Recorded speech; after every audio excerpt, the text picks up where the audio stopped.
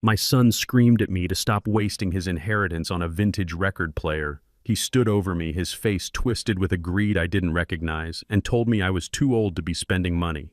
He didn't know that the platinum card in his wallet, the mortgage on his McMansion, and the lease on his Porsche were all linked to my master account. He wanted me to stop spending. Fine. I cut the cord. I emptied the accounts. I vanished.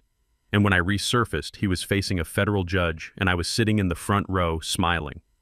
Before I tell you how I taught my ungrateful family the ultimate lesson, let me know where you are watching from in the comments below. Hit like and subscribe if you believe that respect goes both ways and that generosity has its limits. My name is Otis Jefferson. I am 75 years old. To the world, and especially to my son Marcus and his wife Brittany, I am just a retired old man wearing flannel shirts and driving a rusted Ford pickup truck. They think my days are spent counting pennies and waiting for the end. They see the grease under my fingernails and assume I am broke. What they do not see is the man who built Jefferson Logistics from a single delivery van into a multi-state empire. They do not see the $15 million sitting in offshore accounts or the land deeds that cover half the county. I retired 10 years ago, not because I was tired, but because I wanted to enjoy the quiet life with my wife Clara. But Clara passed away 3 years ago, leaving me alone in a house that suddenly felt too big and too cold. That was when Marcus insisted I move in with them. He said it was because family takes care of family. I wanted to believe him. I wanted to believe that the boy I raised, the boy whose college tuition I paid in cash, whose first business failures I covered without a word, actually loved me. I moved into the guest suite on the ground floor of their sprawling house in Atlanta, a house I paid for, a house they treat like a palace while treating me like the help. Yesterday was the anniversary of the day I met Clara, 50 years ago in a small jazz club on 4th Street. To honor her memory, I went to an estate sale downtown. I found it sitting in the corner, covered in dust but beautiful. A 1955 vintage turntable. It was the exact model Clara and I had in our first apartment. The wood was polished mahogany and the needle was pristine. The price tag was $500. To my children, $500 is a bottle of wine they drink in 20 minutes. To me, it was a lot for a piece of nostalgia, but I bought it. I paid cash. I carefully loaded it into my truck, feeling a warmth in my chest I had not felt in a long time. I could almost hear Coltrane playing just by looking at it. I wrestled the heavy machine into the house through the back door, trying to be quiet. I wanted to set it up in my room, pour a glass of bourbon, and close my eyes to remember the smell of Clara's perfume. I was halfway through the kitchen when Brittany walked in. Brittany is 35 years old. She is a woman who believes the world owes her a living because she exists. She was wearing her tennis whites, holding an iced matcha latte, and looking at me with the same expression one gives a stray dog that has wandered onto the porch. "Otis, what on earth is that monstrosity?" she asked, her nose wrinkling in disgust. "It is a record player, Brittany," I said, setting it down gently on the kitchen island to catch my breath. "It is vintage, like the one Clara loved." She walked over and poked it with her manicured finger. "It smells like a basement," she sneered. "It smells like old people and mold. Get it off my granite countertop, Otis. We have guests coming tonight. The investors for Marcus are coming. We cannot have this junk cluttering up the aesthetic." "It is not junk," I said, my voice low. "It is history. And I live here too. Brittany, you live here because we are saints," she snapped. She took a step closer, and then she did something that made my blood run cold. She shoved the record player. It wasn't a gentle push, it was a shove of pure malice. The heavy wooden box slid across the polished granite. I lunged for it, but I wasn't fast enough. It tipped over the edge and crashed onto the tile floor. The sound of splintering wood and shattering internal mechanics echoed through the house like a gunshot. My heart broke along with the wood. I stared at the pieces of the needle, the cracked mahogany case. It was ruined. "Oops," Brittany said, bringing her hand to her mouth in a mock gesture of surprise that didn't hide the smirk in her eyes. "I told you it was in the way. Now clean up this mess before Marcus gets home. I don't want him stressed." I was on my knees picking up the pieces of my memory when the front door slammed. Marcus walked in. He was wearing a suit that cost $2,000 a suit I paid for. He looked at Brittany, then at me on the floor, then at the broken machine. "What is going on here?" he boomed. His voice wasn't worried. It was annoyed. "Your father is bringing trash into the house again, Marcus." Brittany whined, instantly playing the victim. "He put this dirty old box on the counter where we prepare food." It fell, And look at the mess. I told him we have the investors coming. Marcus looked down at me. He didn't ask if I was okay. He didn't ask about the record player. He bent down and picked up the price tag that had fallen off the machine. $500, he read. His eyes bulged. You spent $500 on this. It was for your mother, I said quietly, standing up. My knees popped. I felt every year of my age in that moment. It was our anniversary. Mom is dead, Dad, Marcus shouted. The vein in his neck was throbbing. He threw the price tag at my chest. She is dead and you are throwing money away on garbage. Do you have any idea how hard things are right now? Do you know the overhead I am carrying? I looked at him. I looked at the son who drove a Porsche. I leased for him because he said he needed to look successful to be successful. I looked at the son whose credit card bills I auto-paid every month because he claimed he was reinvesting his salary into the business. It is my money, Marcus, I said. Marcus stepped into my personal space. He was taller than me, now heavier. He used his size to intimidate, forgetting that I was the man who used to load freight trains by hand. Stop it, he hissed. Stop wasting my money. I blinked. Your money. Yes, my money. He roared, his face turning a violent shade of red. It is my inheritance, Otis. Every dollar you spend on this sentimental trash is $1 less that I get when you finally kick the bucket. You are 75 years old. You don't need to buy things. You need to sit in your room, eat your oatmeal, and save what is left for the people who actually have a future. The room went silent. Even Brittany looked a little shocked by his bluntness, but she didn't disagree. She just sipped her latte and watched.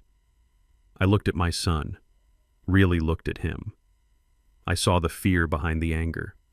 I saw the desperation of a man who was living a lie, drowning in debt he couldn't service without my lifeline. But mostly I saw the ingratitude. I saw a man who thought my death was his payday. He thought I was a senile old man who had forgotten where the money came from. He thought I was weak. I looked down at the broken record player. I picked up a piece of the wood. I put it in my pocket. I didn't scream. I didn't raise my hand. I didn't list the millions of dollars I had quietly transferred to his accounts over the last 5 years to keep him from bankruptcy. I just looked him in the eye. Your money, I repeated softly. Yes, my money, Marcus spat. Marcus. So stop spending it. Do you understand? I nodded slowly.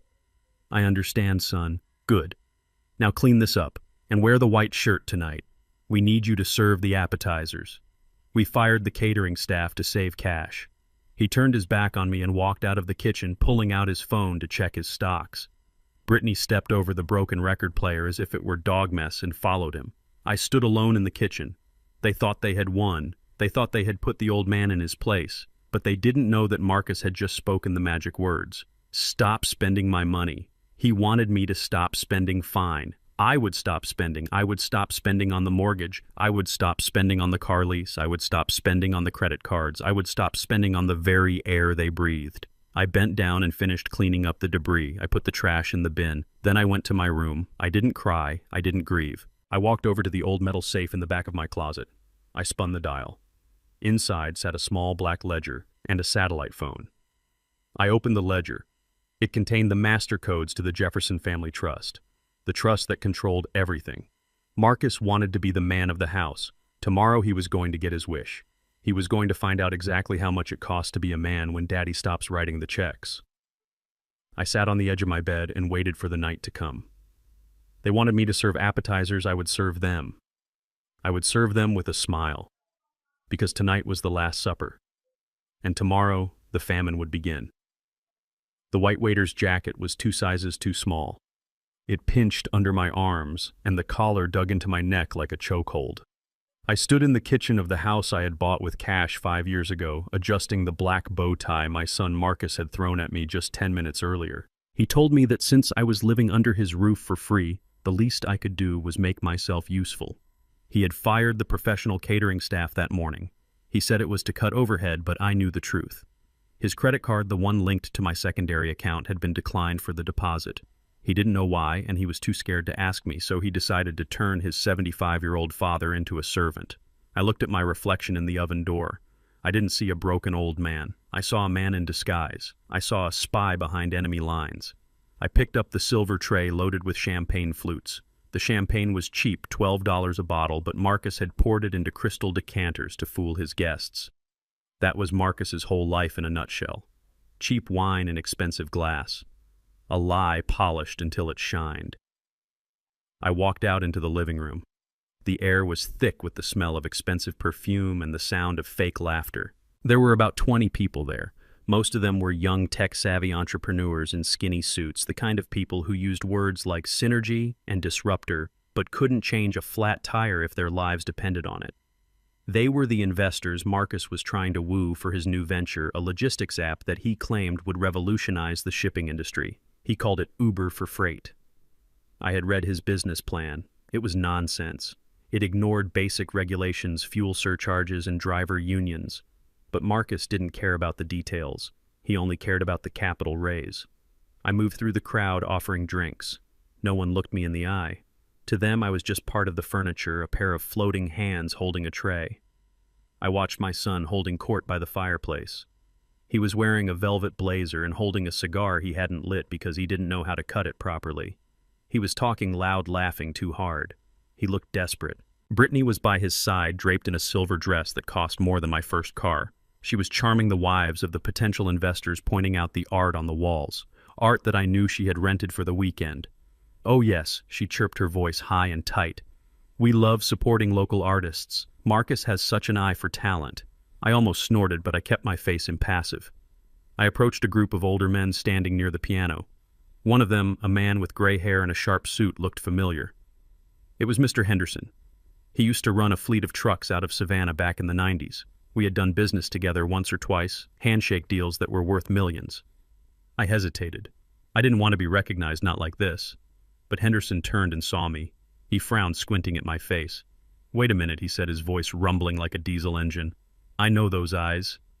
Is that Otis Jefferson?"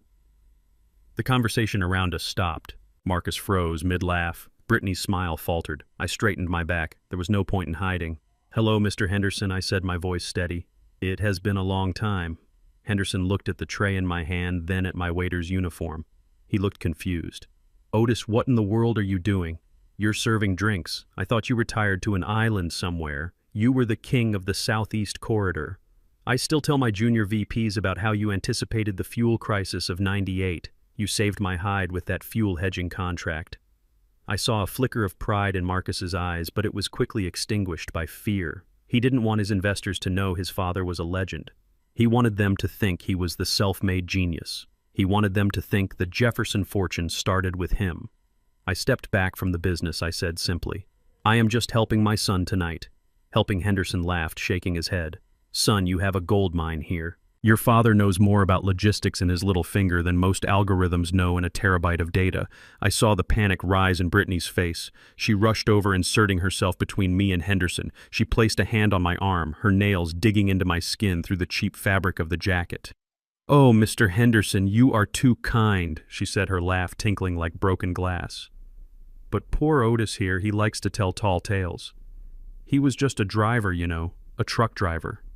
I looked at her. She was smiling, but her eyes were venomous. "A driver?" Henderson asked, looking skeptical. "Yes." Brittany continued, speaking louder now, making sure the whole room could hear. "He drove the trucks. He didn't run the business. And honestly, his memory isn't what it used to be. He gets confused. He thinks he was the CEO, but really he just moved boxes. He doesn't understand the modern market. He doesn't know anything about Business 4.0 or blockchain logistics. He is very old school." She patted my cheek. It was a patronizing, humiliating gesture. "Right, Pop Pop. Why don't you go get more of those crab cakes? The guests are hungry." The disrespect hit me like a physical blow. I had built a company that employed 400 people. I had negotiated contracts with federal agencies. I had built the very roof she was standing under. And she reduced me to a senile driver to save her husband's ego. I looked at Marcus. I waited for him to step in. I waited for him to say, "No, Brittany, my father was a titan." I waited for him to defend the man who had wiped his nose and paid his bail and bought his cars. Marcus looked at me. He looked at Henderson. Then he looked at his shoes. "Yeah," Marcus mumbled. "Dad gets a little mixed up these days. Go get the food, Dad." My heart hardened into stone. That was it. The last thread of loyalty snapped. I nodded. As you say, I murmured. I walked back to the kitchen. I didn't get the crab cakes. I took off the white jacket. I folded it neatly and placed it on the counter next to the dirty dishes. I put on my old flannel shirt. I poured myself a glass of tap water and drank it standing up. I could hear Marcus tapping a spoon against a glass in the living room. Silence fell. He was making a speech. I walked to the doorway, staying in the shadows, and listened. "Thank you all for coming tonight," Marcus boomed, his confidence restored now that I was out of sight. "We are on the verge of something great. Jefferson Tech is going to change the world." Applause. Polite, scattered applause. But Marcus continued, his voice dropping to a somber, serious tone. "I want to be transparent with my partners. Innovation requires sacrifice, and sometimes that sacrifice is personal." He paused for effect. He looked toward the kitchen, thinking I was busy arranging appetizers. "My father, Otis, as you saw, is struggling," Marcus said. "His dementia is advancing rapidly. It is becoming unsafe for him to be here, and frankly, the cost of his in-home care is draining resources that should be going into the company. It is a drain on our family and on our future." I gripped the doorframe. Dementia. Drain. So Marcus said, taking Brittany's hand, "We have made a difficult decision. To streamline our expenses and ensure the stability of this investment, we will be moving my father to the Sunshine State Assisted Living Facility next week. It is a budget-friendly option, but it will keep him safe." Sunshine State. I knew that place. It was a warehouse for the indigent, a place where the hallways smelled of urine and the staff were underpaid and overworked. It was a place you sent people you wanted to forget, and Marcus added, his voice ringing with triumph.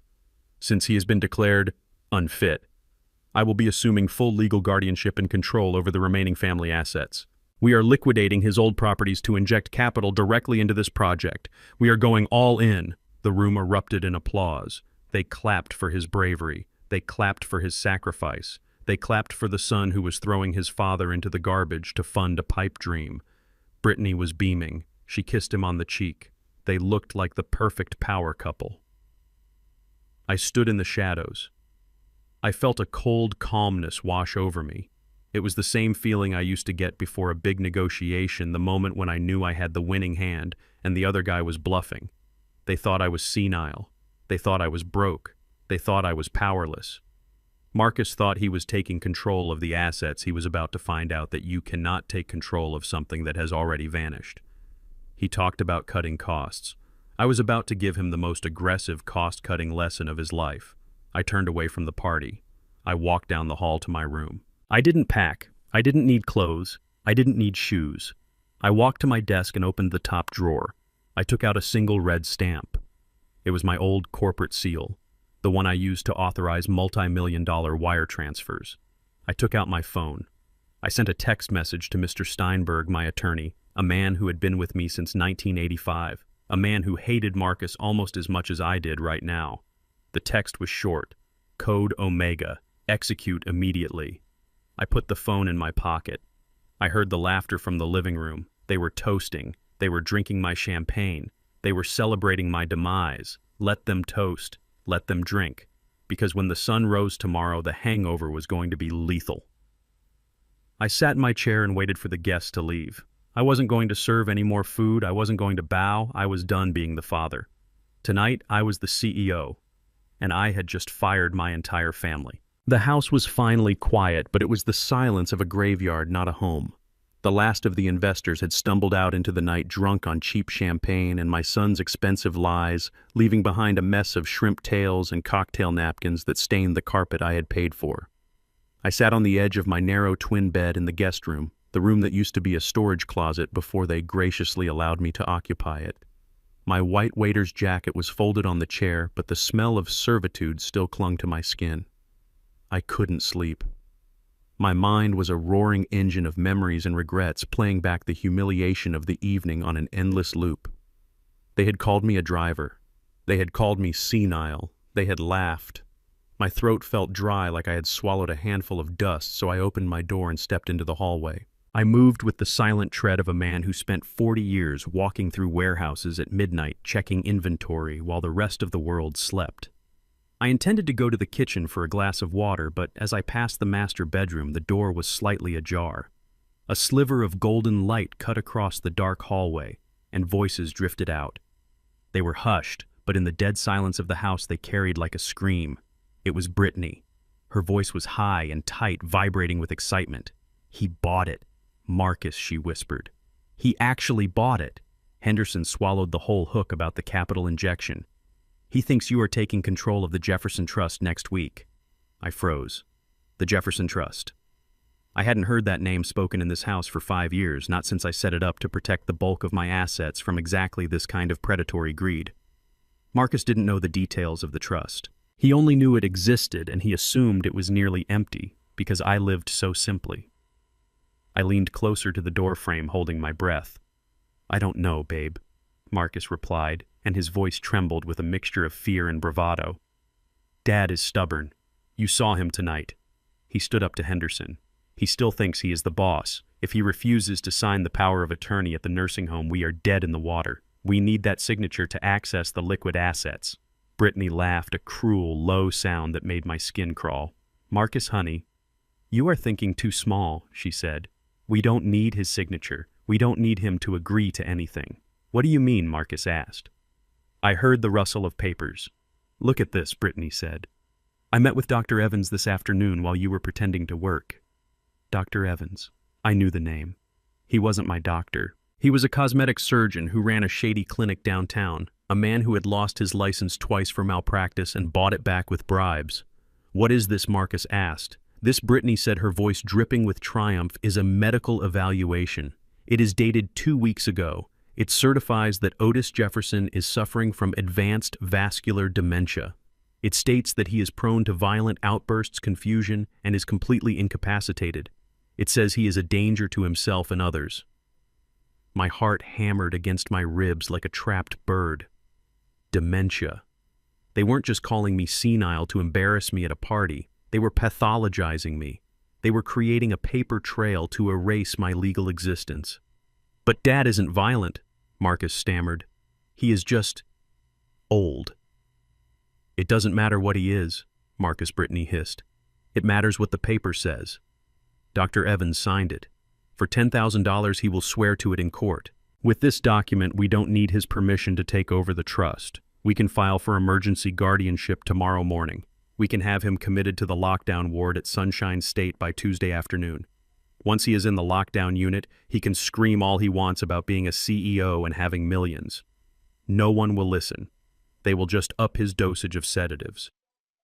I stood in the hallway and felt the blood drain from my face. This wasn't just greed. This was evil.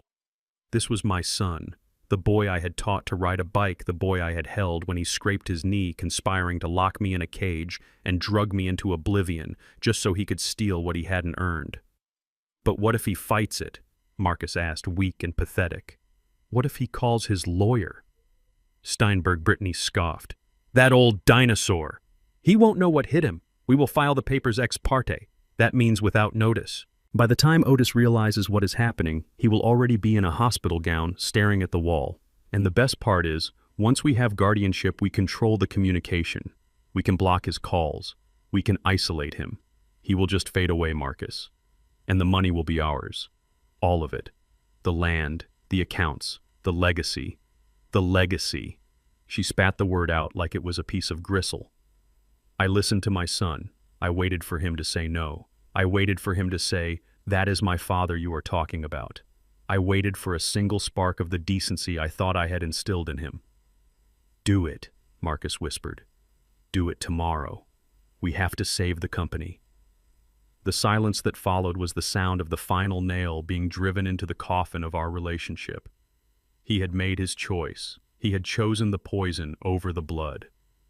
I backed away from the door. I didn't get my water. I didn't make a sound. I walked back to my room, but I didn't sit down. The shock had evaporated, replaced by a cold, hard clarity. I wasn't a father anymore. I was a general, and the enemy had just revealed their battle plan. They wanted a war. They were going to get an apocalypse. I walked into the small closet of the guest room. I pushed aside the old coats and the boxes of junk they stored there.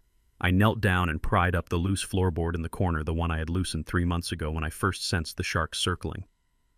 Beneath the floorboard sat a fireproof lockbox. I spun the combination. Left, right, left. The click of the lock opening was the loudest sound in the room. Inside was my life. Not the life they saw, but the real one. I took out the black ledger. It was a simple leather-bound book, but inside it contained the account numbers, the routing codes, and the passwords to the shell companies in the Caymans and Zurich. It held the keys to $15 million of liquid cash and $50 million in real estate assets. Next to the ledger lay a heavy brass object, the corporate seal of Jefferson Logistics, the original, the one that was required to authorize any transfer over $1 million. Without this seal, the guardianship papers were just expensive napkins. I put the ledger and the seal into my old canvas duffel bag. I added the deed to the house we were standing in. I added the title to the Porsche Marcus drove. I added the original copy of the lease agreement for the furniture they were so proud of. I was stripping the house bare without moving a single chair.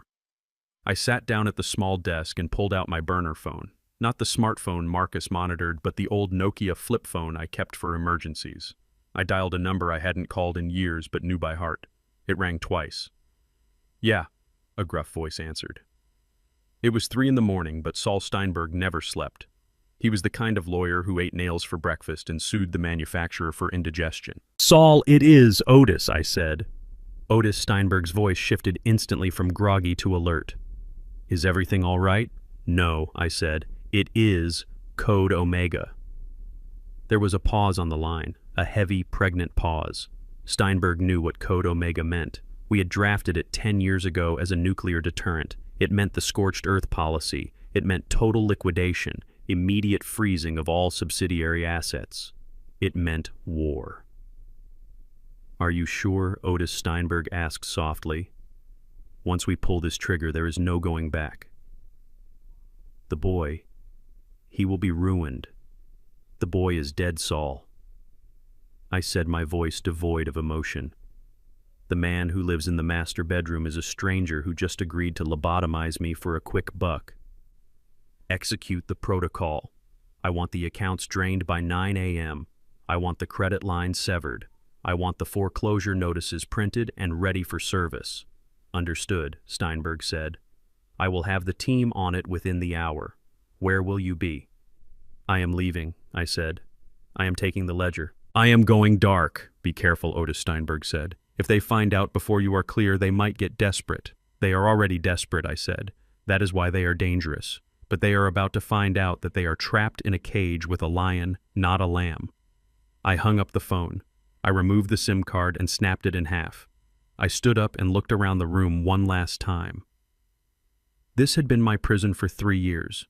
I had let them treat me like a child because I thought it would help them grow up. I had let them humiliate me because I thought it would teach them humility. I was wrong. You cannot teach a parasite to hunt. You can only remove the host.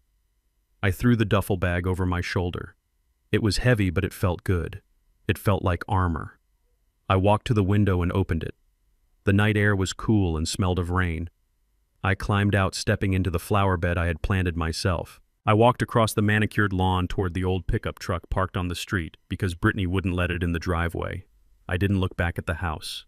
I didn't look at the window where my son slept dreaming of my money. I got into the truck. The engine roared to life with a cough and a sputter, then settled into a steady growl. I put the truck in gear and drove away into the darkness. They were planning to send me to an asylum in the morning. They were planning to erase Otis Jefferson. But Otis Jefferson was already gone, and he had taken the future with him. The sun hadn't even cracked the horizon when I opened my eyes. The digital clock on the nightstand read 4:30 in the morning. The house was silent, a heavy, expensive silence that cost $6,000 a month in mortgage payments I was covering. Upstairs, Marcus and Brittany were sleeping the deep, untroubled sleep of people who believe they have won. They were probably dreaming of yachts and penthouses of a future funded by the man they planned to lock away in a padded room. I didn't need an alarm. I had been waking up at 4:30 for 50 years. It was the time the first trucks rolled out of the distribution center. It was the time the world belonged to the people who built it, not the people who spent it. I dressed in the dark. I put on my best flannel shirt, the one with only one small tear in the elbow, and my work boots. I didn't pack a bag. I didn't take a toothbrush. I took the canvas duffel bag from under the floorboard, the one heavy with the ledger and the corporate seal. I walked out of the guest room, down the hallway, past the kitchen, where the ghost of the broken record player still lingered. I walked out the back door into the cool, damp morning air. My truck was parked on the street because Brittany said it leaked oil on her driveway. It was a 1995 Ford F-150. The paint was peeling, the bumper was held on with wire, and the suspension groaned like an old man getting out of a chair. To them, it was an eyesore. To me, it was reliable. It always started. It never lied to me. I climbed in and turned the key. The engine coughed, sputtered, and then settled into a low, steady rumble. I patted the dashboard. "Good girl," I whispered. "One last ride." I drove toward the city. The streets were empty. The skyscrapers of Atlanta were just beginning to catch the first light of dawn, turning from black silhouettes into towers of glass and steel. I wasn't going to the local branch. The local branch managers didn't have the clearance for what I needed to do. I was going to the regional headquarters of Sovereign Bank, the glass monolith in the financial district. While I drove, I imagined Marcus waking up. He usually woke up around 10, reaching for his phone before he even opened his eyes to check his social media or his crypto portfolio. Today, he would see a notification. A small, insignificant red dot on his banking app. Alert secondary account link severed. He would frown. He would tap the screen with his thumb, annoyed. He would think it was a glitch. He would think the server was down. He wouldn't panic. Not yet. He didn't know that the link was the umbilical cord, and I had just cut it. I pulled up to the valet stand in front of the bank headquarters. The young man in the red vest looked at my truck with disdain. He waved his hand, signaling me to move along to find a loading dock or a service entrance. I rolled down the window. "Park it up front, son," I said, handing him a $100 bill. "And keep the engine running. I won't be long." The boy looked at the bill, then at me. He took the money. Money talks, even when you are driving a wreck. I walked into the lobby. The floors were polished marble. The air smelled of money and air conditioning. A security guard stepped forward, his hand resting on his belt. He saw an old black man in work boots and a flannel shirt carrying a canvas bag. He saw a threat or a vagrant. "Can I help you, sir?" he asked, his voice firm, blocking my path to the elevators. "Deliveries are in the back." I stopped. I looked him in the eye. "I am not a delivery man," I said. "I am here to see Mr. Sterling, the regional president." The guard smirked. "Mr. Sterling, do you have an appointment?"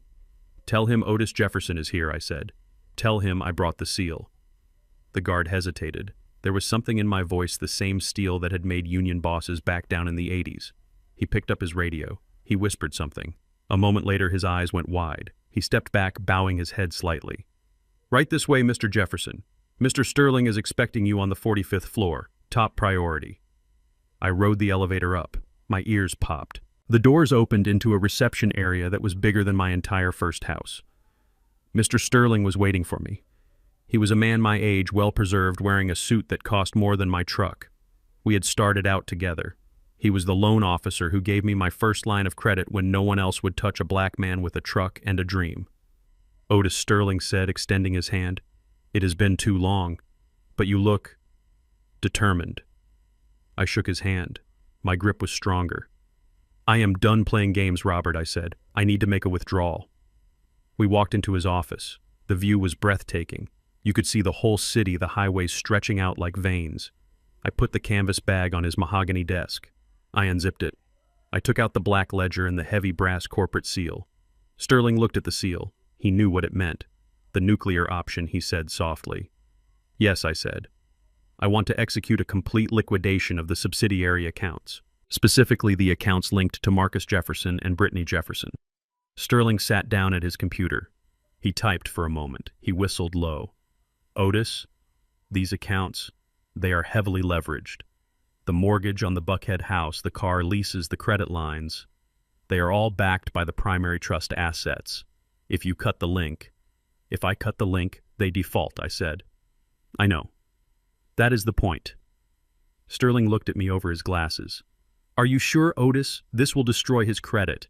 It will trigger immediate foreclosure clauses. He will be insolvent within 24 hours. He tried to have me committed." "Robert," I said, my voice flat. "He paid a doctor to say I was demented so he could take power of attorney. He was going to lock me away." Sterling's face hardened. He typed faster. "Say no more." I watched the screen. I watched the numbers. Marcus had been busy. The platinum card balance was $40,000. The line of credit was maxed out at $200,000. He had been bleeding me dry, confident that the well was bottomless. Empty it, I commanded. Sterling hit a key, transferring liquid assets to the offshore holding in the Caymans, he said. Closing domestic credit lines, revoking authorized user status on all cards, notifying credit bureaus of the account termination. I watched the progress bar on the screen. It moved slowly, then fast. Transfer complete. $15 million vanished from the domestic system. It was now sitting in a numbered account in a jurisdiction where Marcus couldn't touch it with a subpoena, let alone a fake medical report. Now the checking account, I said. Sterling brought up Marcus's personal checking account. It was the account I deposited his salary into every month. The balance was $12,000. He had spent most of it on the party. Drain it, I said. Sterling hesitated. Leave him zero, I thought about it. I thought about the $500 record player he had smashed. I thought about the way he looked at me when he said, "Stop wasting my money." No, I said. Not zero. Leave him $5. $5, Sterling asked. Enough for a gallon of gas, I said. Or a very cheap meal. I want him to see it. I want him to see that it wasn't a mistake. I want him to know that I left him exactly what he is worth. Sterling nodded. He typed the command. Balance remaining $5. It was done. The financial umbilical cord was severed. Marcus was now a man without a country, without a dime, without a future. I stood up. I put the seal back in my bag. Thank you, Robert, I said. Where will you go? Otis Sterling asked. I am going to disappear for a while, I said. I have a plane waiting at the private airfield. I need to see the ocean. Sterling walked me to the elevator. Otis, he said, for what it is worth, you were a good father. You gave him everything. I looked at the silver doors. That was the problem, Robert, I said. I gave him the fruit, but I never taught him how to plant the tree, and now he has to learn how to starve. I walked out of the bank. The sun was fully up now. The city was awake. People were rushing to work, chasing their paychecks. I got back into my truck. The valet held the door for me, respecting the $100 bill. I drove away. My phone buzzed in my pocket. It was a notification from the bank app confirming the transfer, and then another notification, a text from Marcus. Dad, my card just got declined for coffee. Call the bank. Fix this. I looked at the message. Fix this. He still thought I was his mechanic. He still thought I was there to repair the damage he caused. I tossed the phone onto the passenger seat. I didn't reply. I wasn't going to fix it. I was the one who broke it. I merged onto the highway heading south. I rolled down the window and let the wind hit my face. It felt clean. It felt like freedom. Monday had arrived. The eviction had begun, and Marcus was about to find out that a $5 bill doesn't buy much in a world built on debt. The morning sun was fully blazing when I pulled the old Ford back into the driveway. But I didn't park on the street this time. I drove it right up the paver driveway that Brittany claimed cost $50,000 to install. I parked it right in the center, a rusted, oil-leaking monument to the man they thought they knew. I turned off the engine and let the silence settle. It was the last time I would hear that engine tick as it cooled. I patted the dashboard. She had been a good truck. She had hauled lumber, furniture, and dreams. Now she was just a relic like me. I walked into the house through the front door. I didn't use my key. I didn't need to lock it behind me. I wasn't worried about thieves. The real thieves already lived here, and I had just emptied their pockets. The house smelled of lemon pledge and expensive candles, a scent designed to mask the rot underneath. I walked through the foyer, past the marble console table where Brittany kept her keys, past the living room where Marcus had announced my demise the night before. I went to the guest room. My room. It was sparse, almost prison-like in its simplicity. I pulled my old canvas duffel bag out from under the bed. It was already heavy with the ledger and the seal, but I had room for a few more things. I didn't pack the clothes Marcus had bought me, the stiff slacks and the polyester shirts he thought were appropriate for an old man. I packed my own clothes, my worn denim, my comfortable sweaters, the leather jacket I had bought in 1985 when Jefferson Logistics turned its first million. I walked over to the nightstand. There sat the only thing in this house that truly mattered to me. A silver-framed photograph of Clara. She was laughing at the picture, her head thrown back, her eyes sparkling with that fierce intelligence that had captivated me for 50 years. We were young then, standing in front of our first warehouse.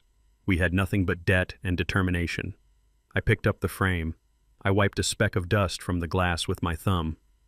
"We are going on a trip, baby girl," I whispered, "just like we always planned." I put the photo carefully into the bag, wrapping it in a sweater to protect the glass. I looked around the room. There was nothing else. I left the furniture. I left the toiletries. I left the illusion of Otis Jefferson, the dependent father. I walked to the kitchen. The granite island gleamed under the recessed lighting. It was the altar where they worshipped their lifestyle. I took a piece of paper from the notepad Brittany kept by the fridge, the one she used to write lists of demands for the housekeeper. I took a pen from the jar. I stared at the blank white page. There were 1,000 things I wanted to say. I wanted to scream at them. I wanted to list every sacrifice, every check, every time I had swallowed my pride to keep their fragile egos intact. But words were wasted on them. They didn't understand the language of sacrifice. They only understood the language of currency. So I kept it brief. I wrote 2 sentences. I stopped wasting your money. You are on your own. I placed the note in the center of the island. I put the keys to the house on top of it. Then I put the keys to the truck next to them. I picked up my duffel bag and walked out the back door. The backyard was expansive, 10 acres of manicured lawn, rolling hills, and carefully pruned oak trees. It was a beautiful piece of land. I had bought it 20 years ago when it was just an overgrown field. I had let Marcus build his monstrosity of a house on it because I wanted him to have roots.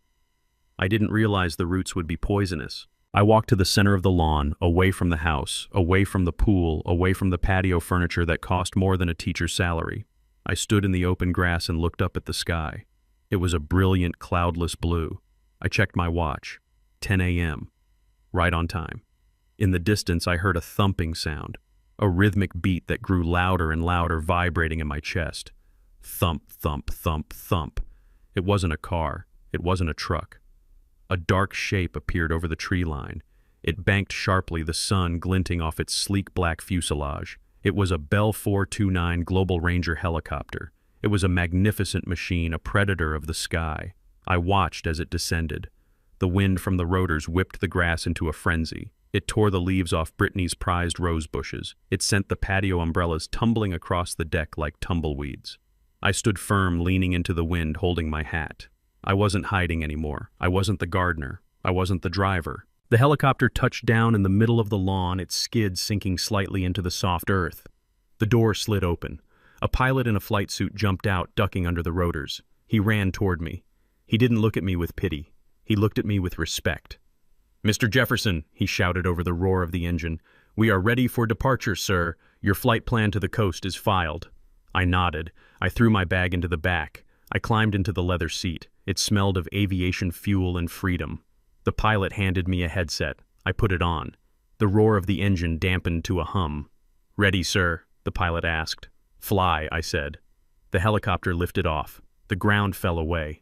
I looked down through the glass window. I saw the house shrinking. I saw the pool, a turquoise rectangle. I saw the rusted truck in the driveway, a small brown speck. It looked like a toy house, a doll house filled with dolls who didn't know their strings had just been cut. We banked south, turning toward the ocean. I watched the sprawling suburbs of Atlanta disappear, replaced by the green quilt of the Georgia countryside. I took a deep breath. My chest expanded. The tightness that had been there for 3 years, the constant pressure of walking on eggshells, finally released. I was gone. Hours later, the sun began its descent, painting the sky in hues of orange and purple. The workday was ending. The commuters were fighting traffic on I-85, inching their way back to their mortgaged lives. Marcus and Brittany pulled into the driveway in their leased luxury cars. Marcus in the Porsche Panamera, Brittany in the Range Rover. They parked next to each other, blocking the entrance to the garage because they were too lazy to open the doors. They got out, juggling their designer bags and their takeout coffees. They were probably complaining about their day. Marcus about how hard it was to pretend to work, Brittany about how exhausting it was to spend money. They walked up to the front door. They unlocked it. They stepped into the cool, climate-controlled air. "Honey, I am home," Marcus called out, tossing his keys into the bowl. Dad, come get these bags." Silence. Brittany walked into the kitchen. She dropped her purse on the counter. "Otis," she yelled. "Otis, where are you? I need you to clean the patio." The wind made a mess of the umbrellas. She stopped. She saw the kitchen island. She saw the keys. The house keys, the truck keys, and the note. She picked it up. She read it. Her brow furrowed. She read it again, her lips moving silently. "Marcus." She called out, her voice trembling slightly. "Marcus, come here." Marcus walked in, loosening his tie. "What is it? Where is he? Is he hiding in his room?" "He is gone," Brittany whispered. "What do you mean gone?" Marcus asked, snatching the note from her hand. He read it. "I stopped wasting your money. You are on your own," he scoffed. "What is this melodramatic garbage? He probably walked to the store, or he is sulking in the garden. He can't go anywhere. He doesn't have any money." He looked out the window into the backyard. He saw the flattened grass in the middle of the lawn. He saw the rose bushes stripped bare. He saw the patio furniture overturned. "What happened out there?" he asked. "It looks like a tornado hit." Brittany ran to the guest room. Marcus followed her. They burst through the door. The room was empty. The bed was stripped. The closet was bare. The boxes of junk were pushed aside, revealing the hole in the floorboard where the safe used to be. The safe was gone. Marcus stared at the empty hole. A cold knot formed in his stomach. He didn't know what was in the safe, but the absence of it terrified him. "Check the garage," he shouted. They ran to the garage. It was empty save for the oil stains on the concrete. "Check the truck," Brittany screamed. They ran out the front door to the driveway. The old Ford was there. Marcus yanked the door open. He checked the glove box. He checked under the seats. Nothing. No registration, no insurance card, just an old candy wrapper and the smell of stale tobacco. "He is gone," Marcus said, straightening up. "He really left." "So what?" Brittany said, her panic turning into anger. "Let him go. He is a senile old man. He will be back when he gets hungry. He probably wandered off and got lost. We should call the police before he embarrasses us." Marcus looked at the house. He looked at the keys in his hand. He looked at the empty driveway where his father usually stood waiting to carry their bags. Something felt wrong. The air felt thin. He pulled out his phone. "I am going to check the accounts," he said, "just to be sure. I need to transfer the catering refund anyway." He opened his banking app. He waited for it to load. The little spinning wheel seemed to take forever. Then the screen flashed. "Login error. Account not found." He frowned. He tried again. "User ID invalid." "What is wrong with the Wi-Fi?" Brittany asked, peering over his shoulder. "It is not the Wi-Fi," Marcus muttered. "The app isn't working." He tried his credit card app, the Platinum card, the one with the $50,000 limit. Card status terminated. Account closed by primary holder. Marcus felt the blood drain from his face. His knees went weak. He had to lean against the rusted truck for support. "What does it mean, terminated?" Brittany shrieked. "He closed the accounts," Marcus whispered. He closed everything." "Don't be stupid," Brittany snapped. "He can't close them. He is just an authorized user. You are the primary." "No," Marcus said, looking at her with wide, terrified eyes. "No, Brittany. I was never the primary. It was his trust. It was always his trust. I was the authorized user." He scrambled to dial the bank. He put it on speaker. His hands were shaking so hard he almost dropped the phone. "Welcome to Sovereign Bank. Please enter your account number." He entered the number. "We are sorry. The account number you entered is not valid." He hit 0. He hit it again and again, connecting you to a representative. A woman's voice came on the line. Cheerful, professional, Sovereign Bank. "This is Sarah. How can I help you?" "This is Marcus Jefferson," Marcus stammered. "My accounts, my apps, everything is down. I need to access my funds." "One moment, Mr. Jefferson. Let me look you up by your social." He gave her the number. He waited. The silence stretched for an eternity. "Mr. Jefferson," Sarah said, her voice changing. It was cooler now, guarded. "I see here that your access privileges were revoked at 9 a.m. this morning by the account trustee." "Revoked?" Marcus screamed. "Who revoked them?" "Mr. Otis Jefferson," the woman said. "He executed a full liquidation and closure of all subsidiary accounts." "Liquidation," Marcus gasped. But where is the money? The savings? The investment portfolio? The funds have been transferred. Mr. Jefferson, transferred where I cannot disclose that information, sir. You are no longer authorized on this profile. But I have money in there, Marcus yelled. My salary, my checking account. I see one remaining active account in your name, sir, the woman said. A personal checking account ending in 44. Yes? Marcus cried. Yes. How much is in it? $5, sir. Marcus dropped the phone. It hit the driveway with a crack. $5. He looked at Brittany. She was pale, her mouth opening and closing like a fish out of water. He took it all, she whispered. He took it all. Marcus looked at the mansion looming over them. The mortgage was due in 3 days, $6,000. The car lease was due on Friday, $2,000. The electricity, the water, the country club dues. He looked at the Porsche. He looked at the Range Rover. They weren't cars anymore. They were anchors, and the chain had just been cut. He looked down the long, empty road leading away from the house, the road his father had taken. He didn't just leave, Marcus whispered, his voice cracking. He evicted us. And as the sun finally set, casting the house into shadow, the only sound was the wind whistling through the empty space where their future used to be. Tuesday morning arrived with the kind of aggressive sunshine that Brittany usually loved, because it made her diamond earrings sparkle a little brighter. She woke up in the master bedroom of the house she thought she owned, and for a few minutes she managed to convince herself that the previous night had been a bad dream.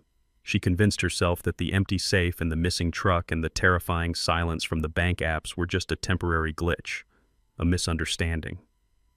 Otis was just an old man having a tantrum, she told herself as she applied her $60 moisturizer. He would come crawling back when he got hungry or lonely. In the meantime, she needed to maintain appearances. She needed to show the world, and specifically her circle of frenemies, that the Jefferson Empire was as solid as the rock on her finger. She called her girls, Tiffany and Courtney. They were the kind of friends who would compliment your dress while texting someone else about how much weight you had gained. Brittany knew this, but she needed an audience. She needed to perform. Let us go to Phipps Plaza, she told them. I need some retail therapy. The stress of dealing with Marcus's father is just too much. I need to treat myself. They met at the entrance of the Hermes boutique. Brittany stepped out of her Range Rover, which was running on fumes because she hadn't filled it up yet. She tossed her hair back and put on her oversized sunglasses. She looked the part. She looked like money. Tiffany and Courtney were already waiting, their eyes scanning her for any sign of weakness. Brittany gave them none. She smiled that tight, practiced smile she used for charity galas and walked straight through the glass doors. The air inside the boutique was cool and smelled of expensive leather and exclusivity.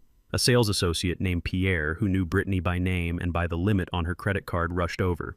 Mrs. Jefferson, he cooed. So good to see you. We just got the new collection in. I put something aside I knew you would love. He led her to a glass case in the center of the room. Inside sat a Birkin bag. It was ostrich leather dyed a rare shade of blue. It was beautiful. It was ridiculous. It was $20,000. Brittany gasped. She didn't even look at the price tag. She didn't have to. She was a Jefferson. Or so she thought. I will take it, she said loud enough for Tiffany and Courtney to hear. In fact, I will take the matching scarf too. Wrap it up, Pierre. I am in a rush. Tiffany raised an eyebrow. A Birkin, she asked, her voice dripping with fake admiration. Is it a special occasion?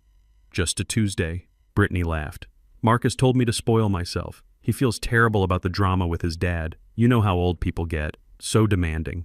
She walked to the counter. She pulled out her wallet. It was a sleek designer piece that cost more than my weekly grocery bill used to be. She opened it and pulled out the black card. The Centurion. It was heavy, made of anodized titanium. It was the ultimate status symbol. It was also a supplementary card linked directly to the Jefferson Trust master account. My account. She handed it to Pierre with a bored flick of her wrist. Pierre took the card. He swiped it through the machine. He waited. Brittany drummed her manicured fingernails on the glass counter, checking her reflection in the mirror behind the register. She was already imagining the Instagram post. #blessed, #retail therapy. The machine beeped, a harsh, dissonant sound that cut through the hushed atmosphere of the store. Pierre frowned. He looked at the screen. He swiped the card again. Beep. Is there a problem? Brittany asked, her smile faltering just a fraction. One moment, Mrs. Jefferson, Pierre said, his voice dropping an octave. It seems to be not reading. Let me try the chip. He inserted the card. He waited. The machine thought about it. The machine communicated with the central server at Sovereign Bank. The server checked the status of the account. The server saw the flag I had placed there at 9 a.m. that morning. Code Omega. Unauthorized user. Lost/stolen protocol. The machine let out a long, low tone of rejection. Pierre looked up. His face was pale. The professional smile was gone, replaced by a look of nervous discomfort.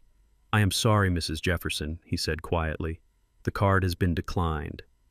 Declined. Brittany laughed, a high, shrill sound that made heads turn. That is impossible. It is a centurion. It has no limit. Run it again, Pierre. You probably did it wrong. I have run it 3 times, ma'am, Pierre said. The code is specific. Do not honor. Brittany felt the heat rising in her neck.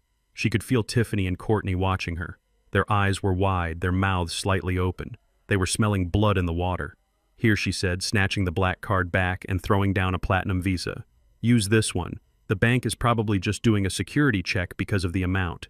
It happens all the time when you have this much money.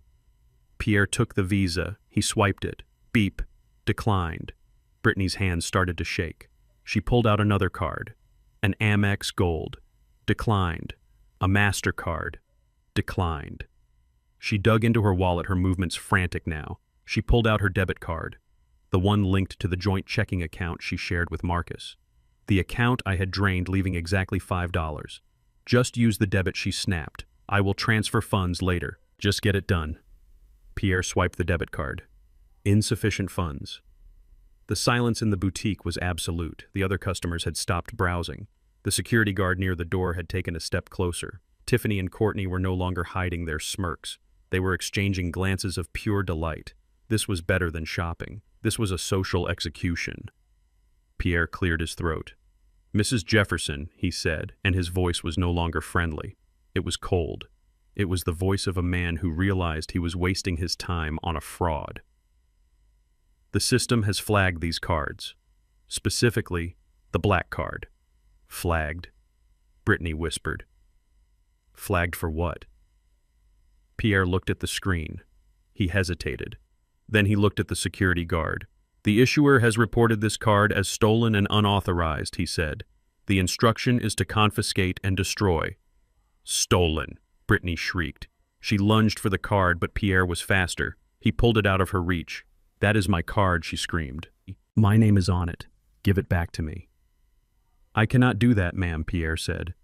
He reached under the counter and pulled out a large pair of silver scissors. No, Brittany gasped. Pierre cut the titanium card. It took some effort. He had to use 2 hands. Snap. The heavy metal broke in 2. He dropped the pieces into a bin under the counter. That is illegal, Brittany yelled. Do you know who I am?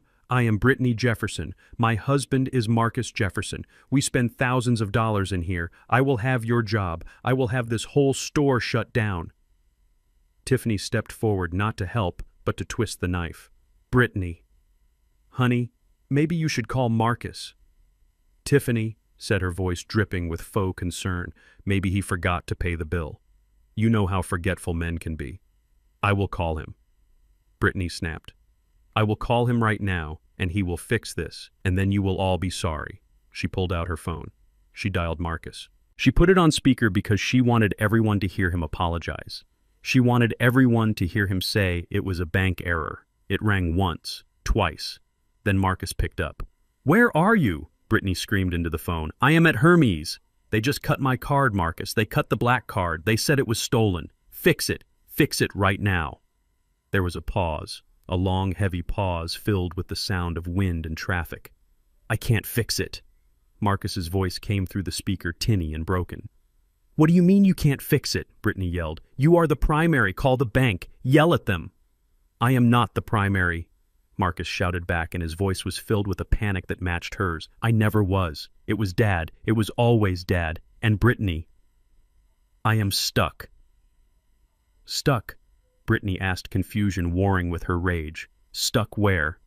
At the office. I am at the Shell station on Piedmont, Marcus cried. I tried to put gas in the Porsche. The tank was empty. I used the debit card. And Brittany asked, dread pooling in her stomach. It cut off at $5, Marcus sobbed. $5, Brittany. That is all that was in there. I have half a gallon of gas. I can't even get home. I can't get to you. The cards are dead, all of them. He shut us down, Brittany. He shut us down. The phone slipped from Brittany's hand. It hit the polished floor with a clatter. $5. She looked at Pierre.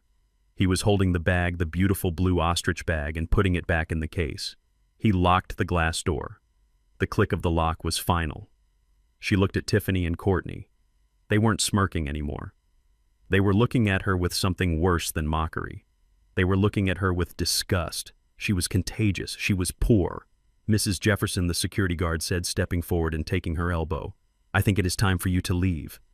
Get your hands off me, Brittany whispered, but there was no fight left in her. She walked out of the store. The sun was still shining, but it didn't make her diamonds sparkle anymore.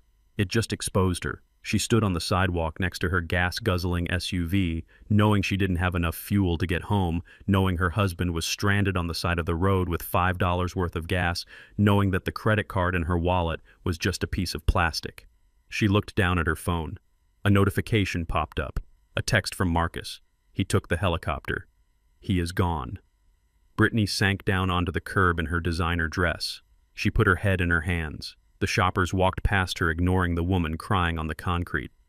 Welcome to the real world. Brittany, I thought from my seat in the helicopter, thousands of feet above. It is a long walk home when you burn your bridges. The house was dark when Marcus finally walked through the front door.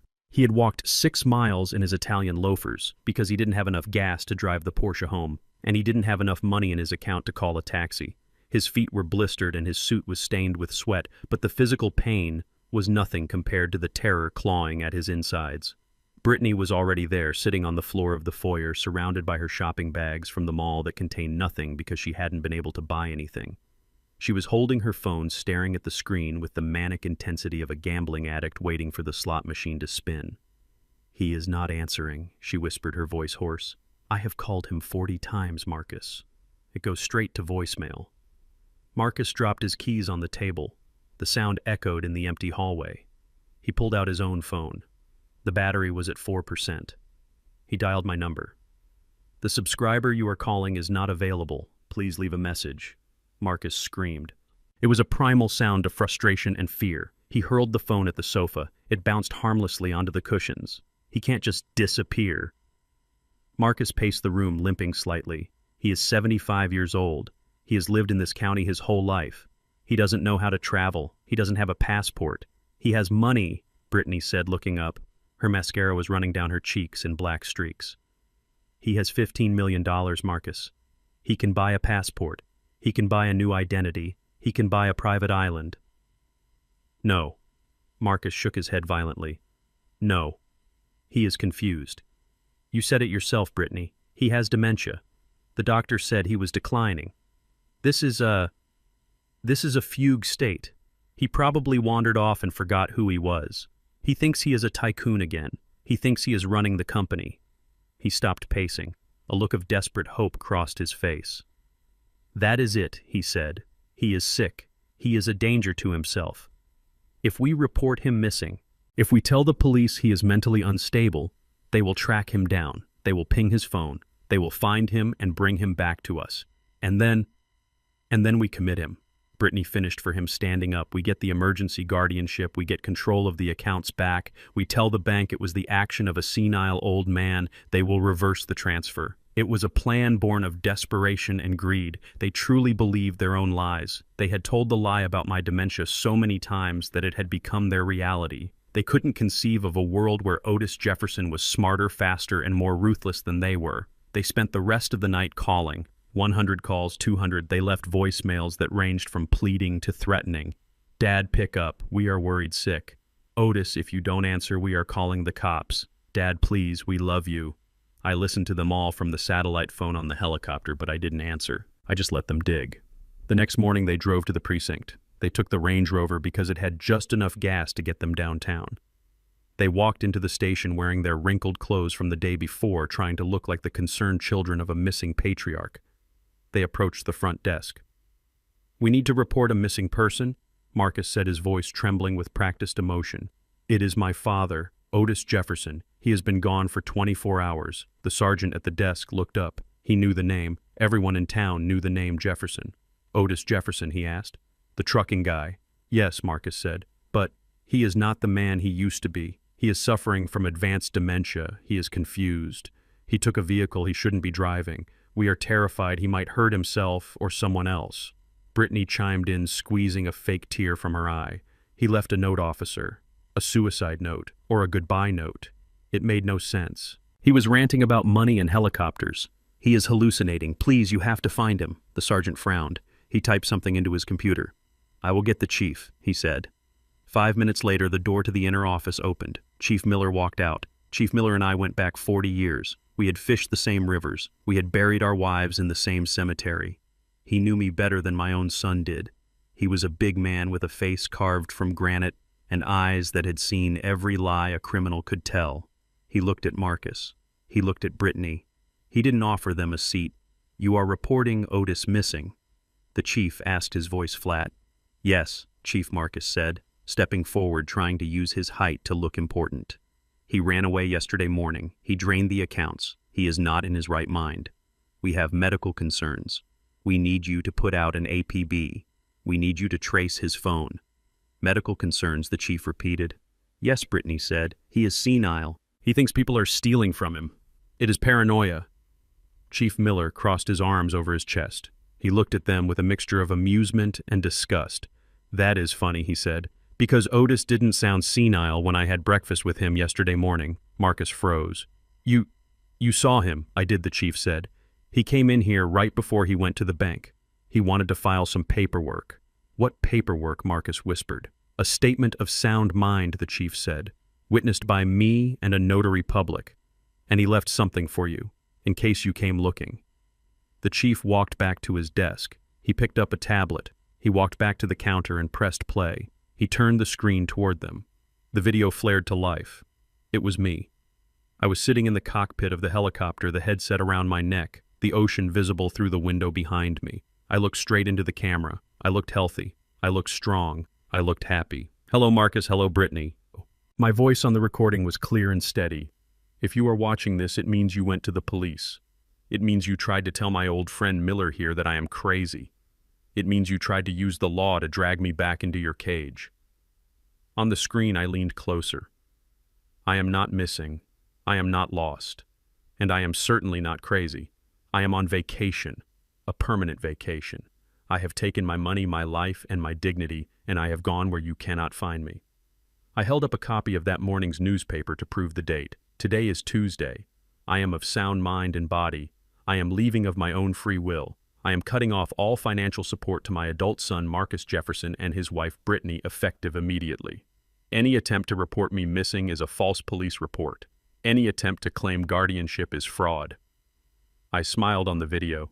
It was the smile of a man who had just dropped a heavy load. Stop looking for me, Marcus. Start looking for a job. The free ride is over. The video ended. The screen went black. Chief Miller took the tablet back. He looked at Marcus, who was shaking so hard his teeth were chattering, so the chief said, his voice hard as iron. Here's the situation. Otis is not missing. He is not endangered. He is a grown man with his own money who decided he didn't want to live with you anymore.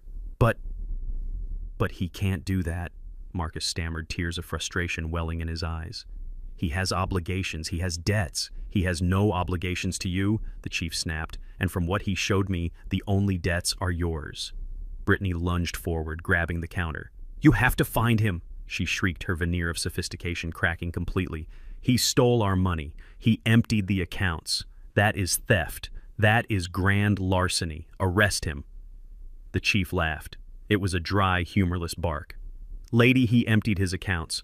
I saw the ledger. I saw the trust documents. Otis Jefferson is the sole trustee. He can burn that money in a bonfire if he wants to. It is not stealing to take what is yours. But we have bills, Brittany wailed. We have a mortgage. Then I suggest you sell the house, the chief said, turning his back on them. Now get out of my station, before I arrest you for filing a false report. You came in here lying about a man's mental health to try and use the police as your personal debt collectors. That is a crime. He looked over his shoulder. And Marcus. Marcus looked up, broken and defeated. Your dad told me to give you a message if you showed up. What? Marcus whispered. He said he hopes the $5 lasts you until payday. The chief slammed his office door shut. Marcus and Brittany stood in the lobby of the police station, surrounded by officers who were pretending to work but were actually listening to every word. They were stripped bare. The lie about my dementia was dead.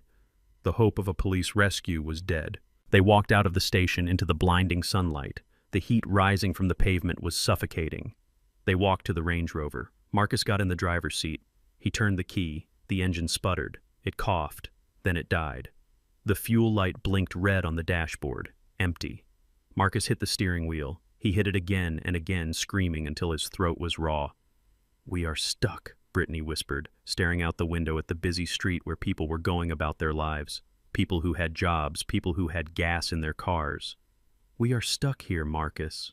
Marcus looked at her. "We have to call Chloe," he said. "She has savings. She has that college fund Dad set up for her years ago. We can make her give it to us." Brittany nodded, her eyes lighting up with a new desperate hope. "Yes. Chloe. She will help us. She has to." They didn't know that I had gotten to Chloe first. They didn't know that while they were sleeping, I had sent a package to her dorm room. A package that contained the truth about her parents and a key to a future they couldn't touch. Marcus got out of the dead car. "Come on," he said. "We are walking." "Where?" Brittany asked. "To find a payphone," Marcus said. "Because my phone just died." They started walking down the hot, dusty sidewalk, two millionaires without a penny to their names, leaving the dead luxury SUV behind, like a tombstone marking the spot where their delusions finally ran out of gas.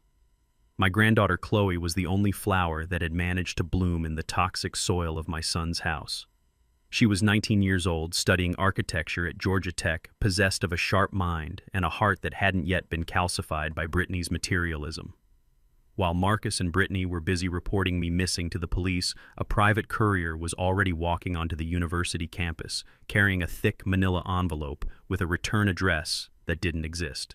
I sat in my helicopter watching the coastline drift by, imagining the moment she received it. I pictured her in her dorm room surrounded by drafting tables and scale models, opening the package with those long artistic fingers that reminded me so much of Clara. Inside the envelope was a letter, handwritten. I didn't trust emails. Emails could be deleted. Ink on paper was permanent.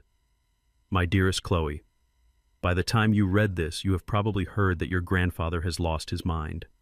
Your father will tell you I am senile. Your mother will tell you I am selfish. They will say I abandoned the family. Do not believe them.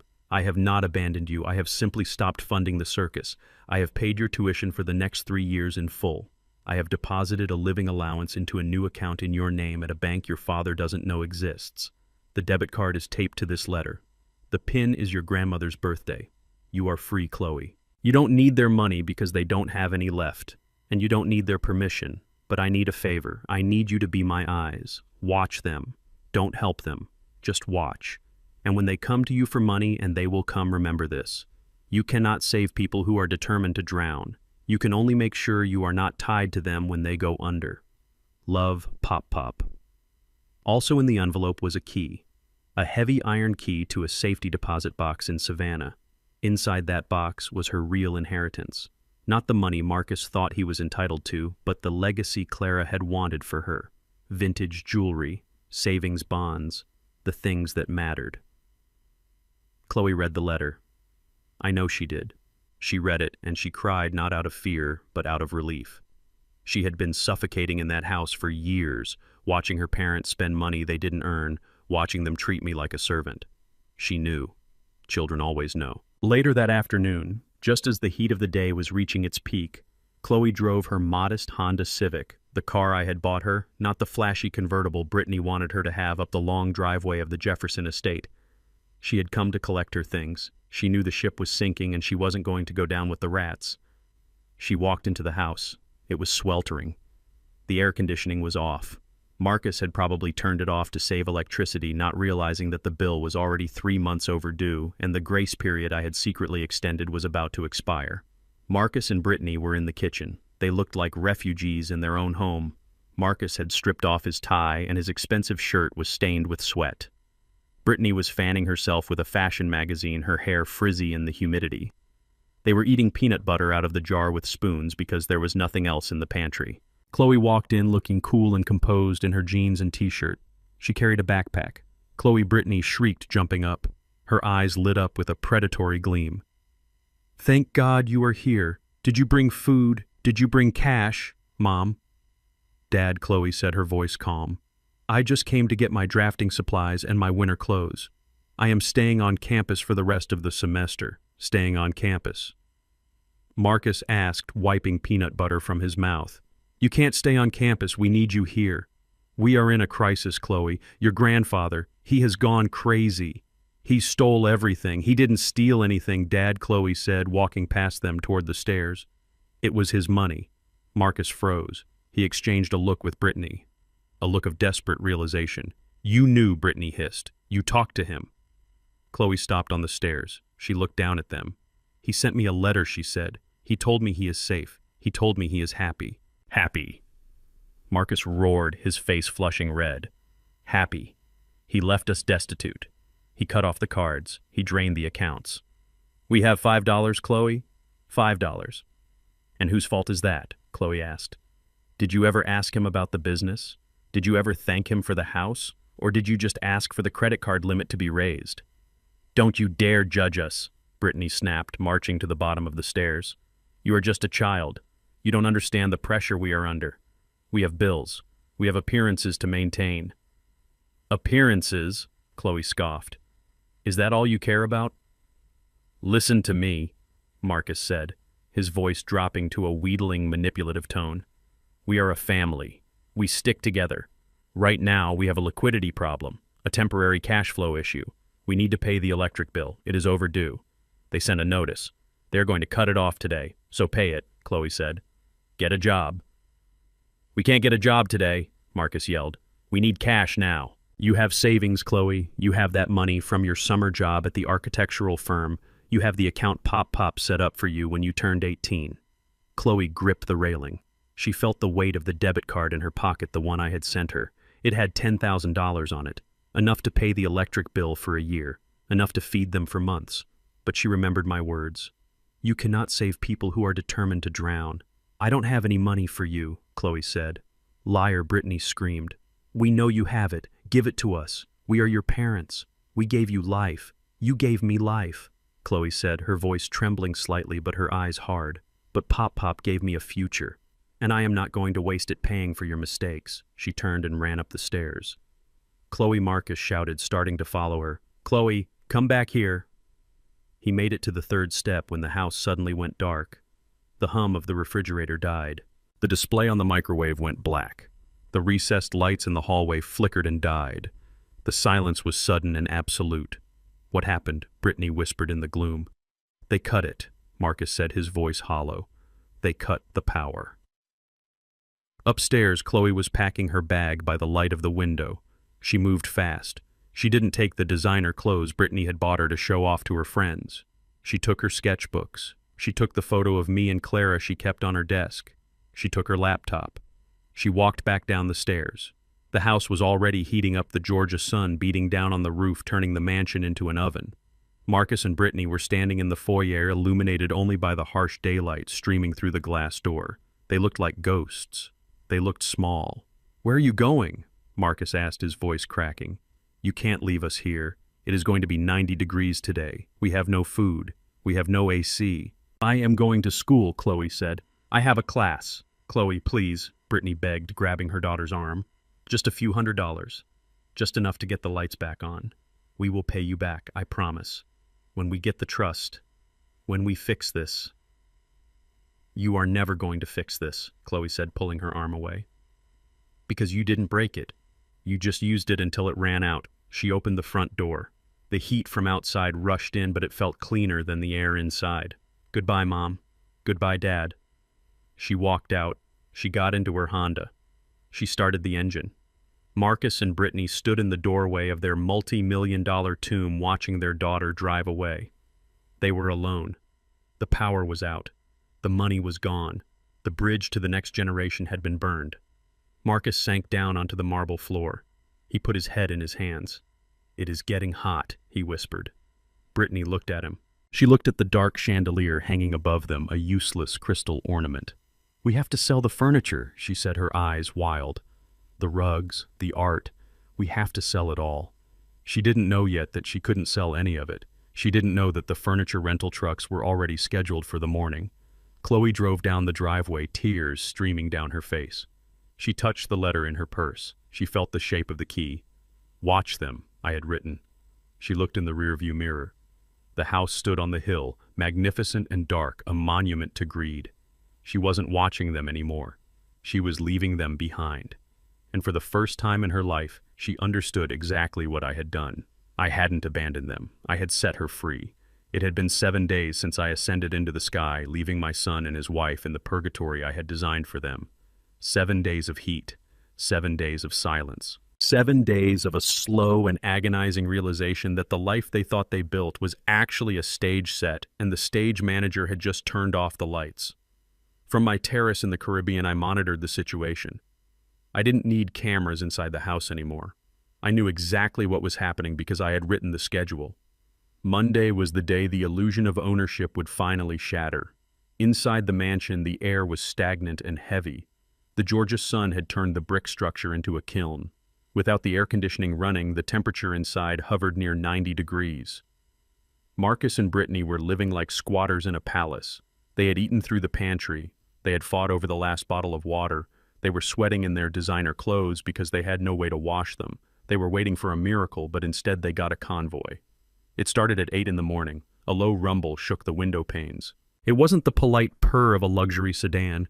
It was the guttural roar of heavy diesel engines. Marcus scrambled off the living room floor where he had been sleeping on the rug because the upstairs bedrooms were too hot. He ran to the window, his shirt stained and wrinkled, his face covered in a week of patchy stubble. He pulled back the curtain. "Brittany," he croaked, his voice dry and cracked. "Look, trucks." Brittany lifted her head from the sofa. Her hair was a matted mess. Her eyes were sunken. She dragged herself to the window. "Is it the bank?" she asked, terrified. "Is it the police?" "No." Marcus said, a flicker of desperate hope lighting up his eyes. "It is not the police. Look at the logos.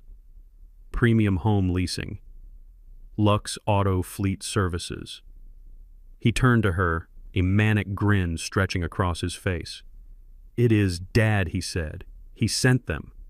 He must have rented furniture. Or maybe he is sending help. Maybe he came to his senses and realized he can't leave us like this." They ran to the front door. For the first time in a week, they opened it with hope. The fresh air, even though it was humid, felt like a blessing compared to the stale atmosphere of the house. 3 large box trucks were idling in the driveway. Behind them were 2 flatbed tow trucks. A team of men in blue uniforms jumped out. They carried clipboards and moving dollies. They didn't look like saviors. They looked like repossessors. A large man with a thick neck and a clipboard walked up the steps. He looked at Marcus. He looked at the disheveled state of the once proud heir. He didn't blink. "Marcus Jefferson," the man asked. "Yes," Marcus said, straightening his spine, trying to summon the arrogance of the man he used to be. "I am Marcus Jefferson. Did my father send you?" In a manner of speaking, the man said, "I am Mike with Premium Leasing. We are here for the collection." "Collection?" Marcus asked, confused. "What collection?" "The assets," Mike said, tapping his clipboard with a pen.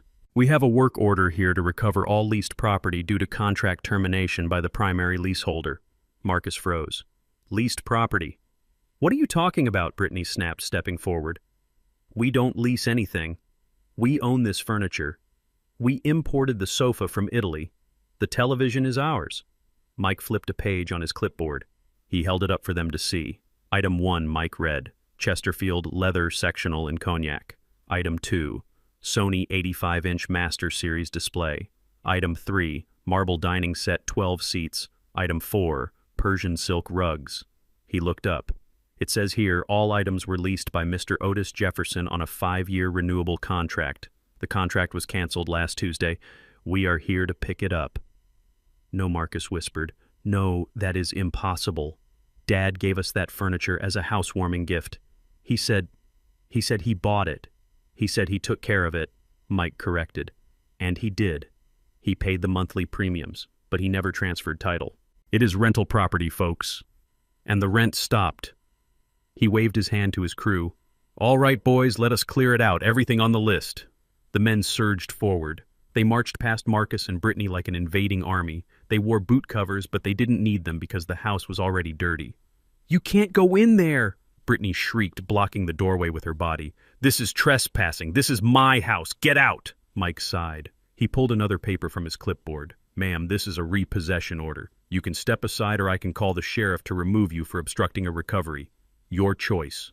Marcus grabbed Brittany's arm and pulled her back. He knew they couldn't risk the police coming back. Not after the false report. Let them take it, he whispered, his voice hollow. Just let them take it. They stood in the foyer and watched the dismantling of their lives. It was brutal in its efficiency. Two men grabbed the sofa, the beautiful Italian leather sofa where Brittany had held court with her friends. They turned it sideways and marched it out the door. Another team unhooked the massive television from the wall, leaving behind a rectangle of clean paint surrounded by dust and gaping holes where the brackets had been. My dining table. Brittany sobbed as she watched four men hoist the marble slab. My rugs, my lamps, they took it all.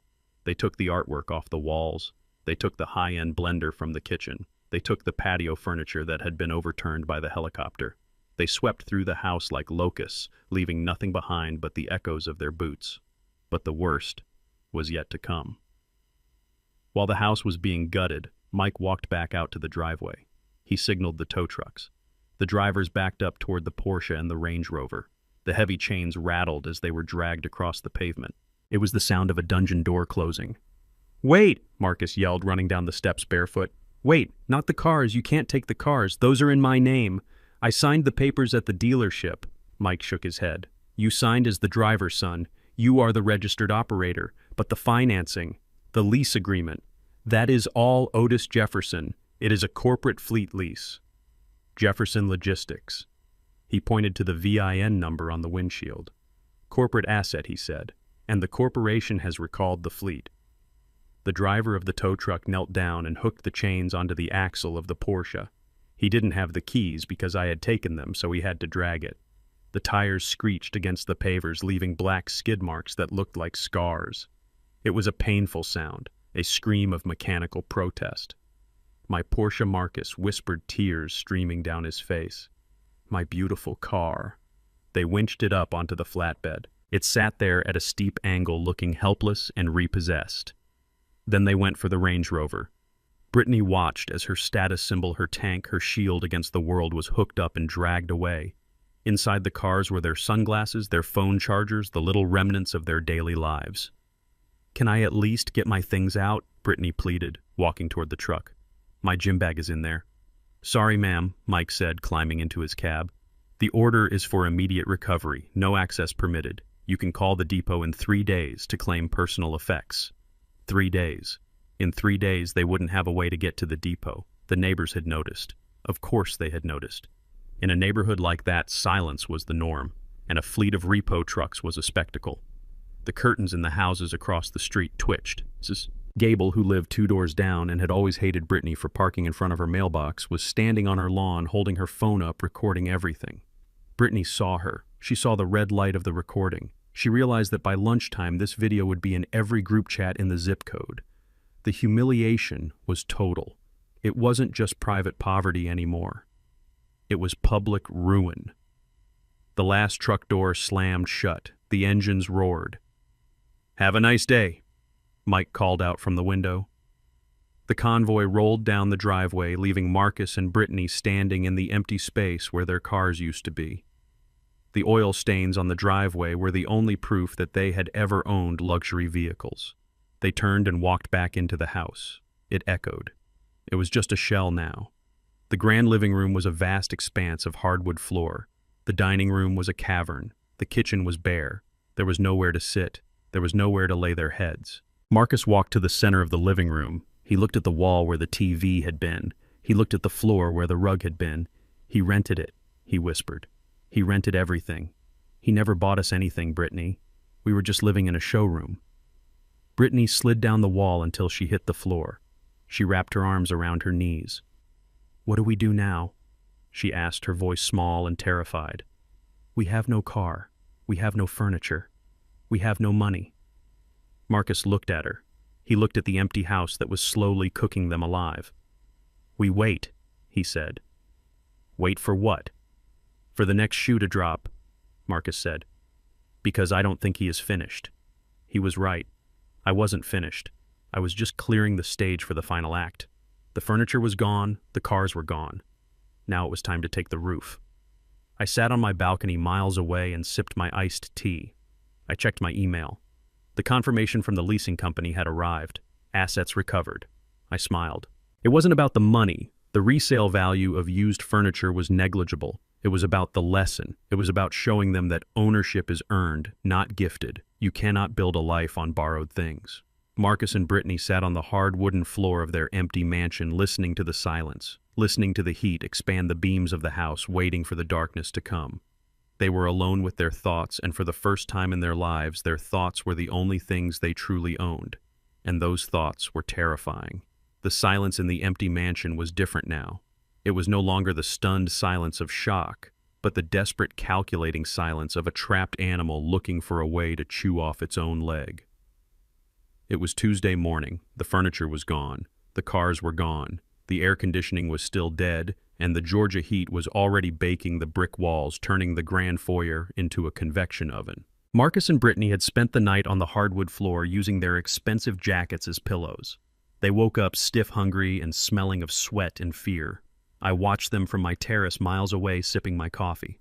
I knew what Marcus was thinking before he even said it. I knew the architecture of his greed because I had inadvertently drawn the blueprints myself. He was looking at the walls. He was looking at the high ceilings. He was looking at the marble floors. He didn't see a home.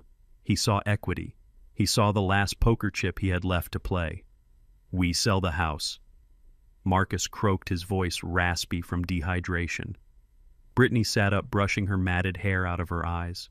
She looked at him like he was speaking a foreign language. "Sell the house," she whispered. "Marcus, we have nowhere else to go." "We sell it," Marcus said, standing up and pacing the empty room. "It is worth $4 million, maybe $5 in this market. We sell it quick. We take a cash offer. Even if we get $3 million, that is enough. That is enough to start over. We get an apartment, we get new cars, we sue Dad later for the rest, but right now we need liquidity." "But it is Otis's house," Brittany said, a flicker of reality trying to penetrate her delusion. "It is family property," Marcus snapped. "I am his only son. I am the heir. He is incompetent, remember. We filed the police report. We can act as his agents in an emergency. This is an emergency." He truly believed it. He believed that his need superseded the law. He believed that because he had lived there for free for 5 years, he owned the bricks and the mortar. He grabbed his phone. He had charged it for 20 minutes at a coffee shop the day before while Brittany begged for water. He dialed the number of the most aggressive real estate agent in Atlanta, a man named Bradley, who put his face on billboards and promised to sell anything in 24 hours. "Get over here," Marcus barked into the phone, trying to sound like a titan of industry instead of a squatter. "I have a property to list. Exclusive estate. Quick sale. Cash only." Bradley arrived an hour later. He pulled up in a white Mercedes that gleamed in the sun. He stepped out wearing a suit that cost $3,000 and a smile that cost $5,000. He looked at the house and saw a commission. He walked up the steps, avoiding the oil stains left by the repossessed cars. Marcus opened the door. He had tried to clean himself up, splashing water on his face in the bathroom sink, but he still looked manic. "Bradley," Marcus said, extending a hand. "Good to see you. Come in. Excuse the emptiness. We are remodeling. Going for a minimalist vibe before the sale."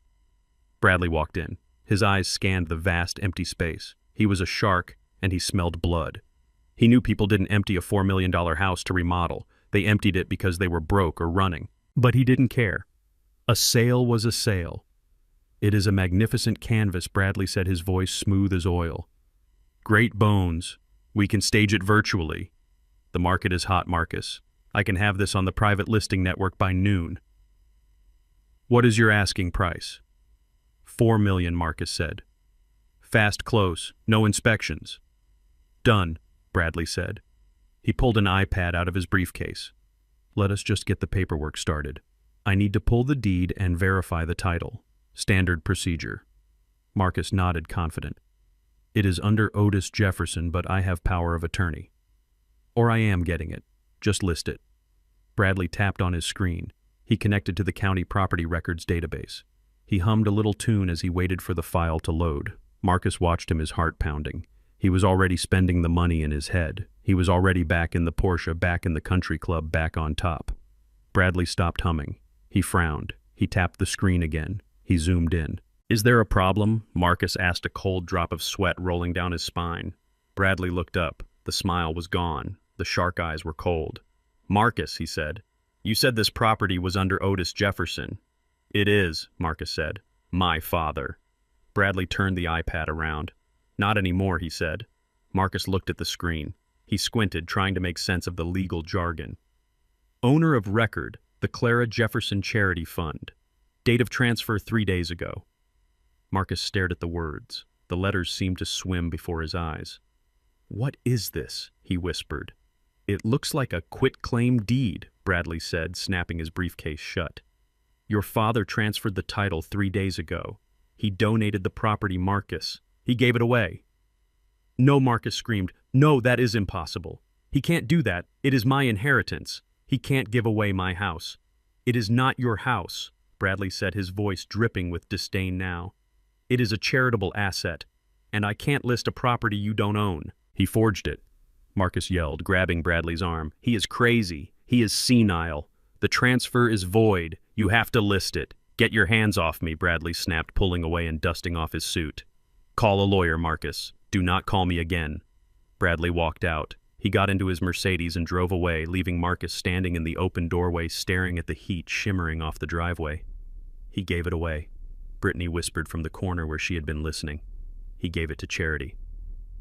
Marcus slammed the door shut. The sound echoed through the empty mansion like a gunshot. He is lying. Marcus panted, pacing like a trapped animal. Dad is lying. He just moved it to a shell company to scare us. He wouldn't give this house away. He built it for us. He loves this house. He hates us. Brittany said, her voice flat and dead. He hates us, Marcus. And he wins. No. Marcus roared. We are not leaving. Possession is 9/10 of the law. We live here. This is our legal residence. Legal. He has to evict us. That takes months. We have rights. We will squat. We will fight. He was grasping at straws. He was trying to fight a ghost with bare hands. Then the doorbell rang. It wasn't the polite chime of a guest. It was a firm, authoritative press. Marcus froze. Is it the police? Brittany asked. Marcus walked to the window. He peered through the blinds. It is a black sedan, he said. A Lincoln. He opened the door. Standing on the porch was Saul Steinberg, my lawyer, the man who had been the architect of my business deals for 30 years. He was a small man with glasses thick as bottle bottoms and a mind like a steel trap. He held a leather briefcase in one hand and a white envelope in the other. Behind him stood 2 large men in security uniforms. Mr. Steinberg, Marcus said, trying to summon a shred of dignity. To what do I owe the pleasure? Steinberg didn't smile. He didn't offer his hand. He looked at Marcus and Brittany with the dispassionate gaze of an exterminator looking at termites. Marcus, Brittany, Steinberg said, stepping into the foyer without asking. The security guards followed him, blocking the door. Where is my father? Marcus demanded. I want to talk to him. He made a mistake with the title. Your father is unavailable, Steinberg said calmly. And there is no mistake. I drafted the deed myself. He opened the envelope. He pulled out a document stamped with the official seal of the county court. This house, Steinberg announced, his voice echoing in the empty hall, is now the property of the Clara Jefferson Charity Fund. Specifically, it has been designated as a transitional housing facility. Transitional housing? Brittany asked, her voice trembling. Steinberg adjusted his glasses. A homeless shelter, madam. For veterans and their families who have fallen on hard times. It opens next week. The contractors are coming on Monday to install the bunk beds. A homeless shelter. Marcus gasped. In this neighborhood. It is a private charity, Steinberg said. Your father felt it was the best use of the space. He wanted to give back to the community. He wanted this house to finally be occupied by people who appreciate a roof over their heads. Marcus felt the room spinning. His father had turned his palace into a shelter. It was the ultimate insult. It was the ultimate poetic justice. "You can't do this," Marcus stammered. "We live here. You have to evict us." Steinberg smiled a thin, cold smile. "Actually, Marcus, we don't. You see, since you never paid rent, since there was no lease agreement in your name, and since the utility bills were all in Otis's name, you are not tenants. You are guests, and guests can be asked to leave at any time." He handed the paper to Marcus. "This is a notice to vacate," Steinberg said. "However, your father is a generous man. He has authorized a grace period." "Grace period," Marcus whispered, clutching the paper. "Yes," Steinberg said. He looked at his watch. "You have exactly 72 hours. 72 hours for what Brittany asked. To vacate the premises," Steinberg said. "You have 72 hours to remove your personal effects and leave the property. If you are still here at noon on Friday, you will be removed by the sheriff for trespassing." "Trespassing!" Marcus yelled. "This is my home." "Not anymore," Steinberg said, his voice hard as flint. "Now it is a facility for the needy. And while you certainly seem needy, Marcus, you do not meet the criteria for residency. This facility is for people who have served their country or their community. You have only served yourself." Steinberg turned to leave. The security guards remained standing like statues by the door. "These gentlemen will remain on the perimeter to ensure the property is not damaged," Steinberg added. "They will also ensure you do not strip the copper from the walls." He walked out onto the porch. He stopped and looked back. "Oh, and Marcus." Marcus looked up, tears of rage and humiliation streaming down his face. "Your father wanted me to tell you one more thing." What Marcus choked out. "He said he hopes you enjoy the next 3 days. It is the last time you will ever sleep in a Jefferson property. He suggested you use the time to pack. Or perhaps to look for a job.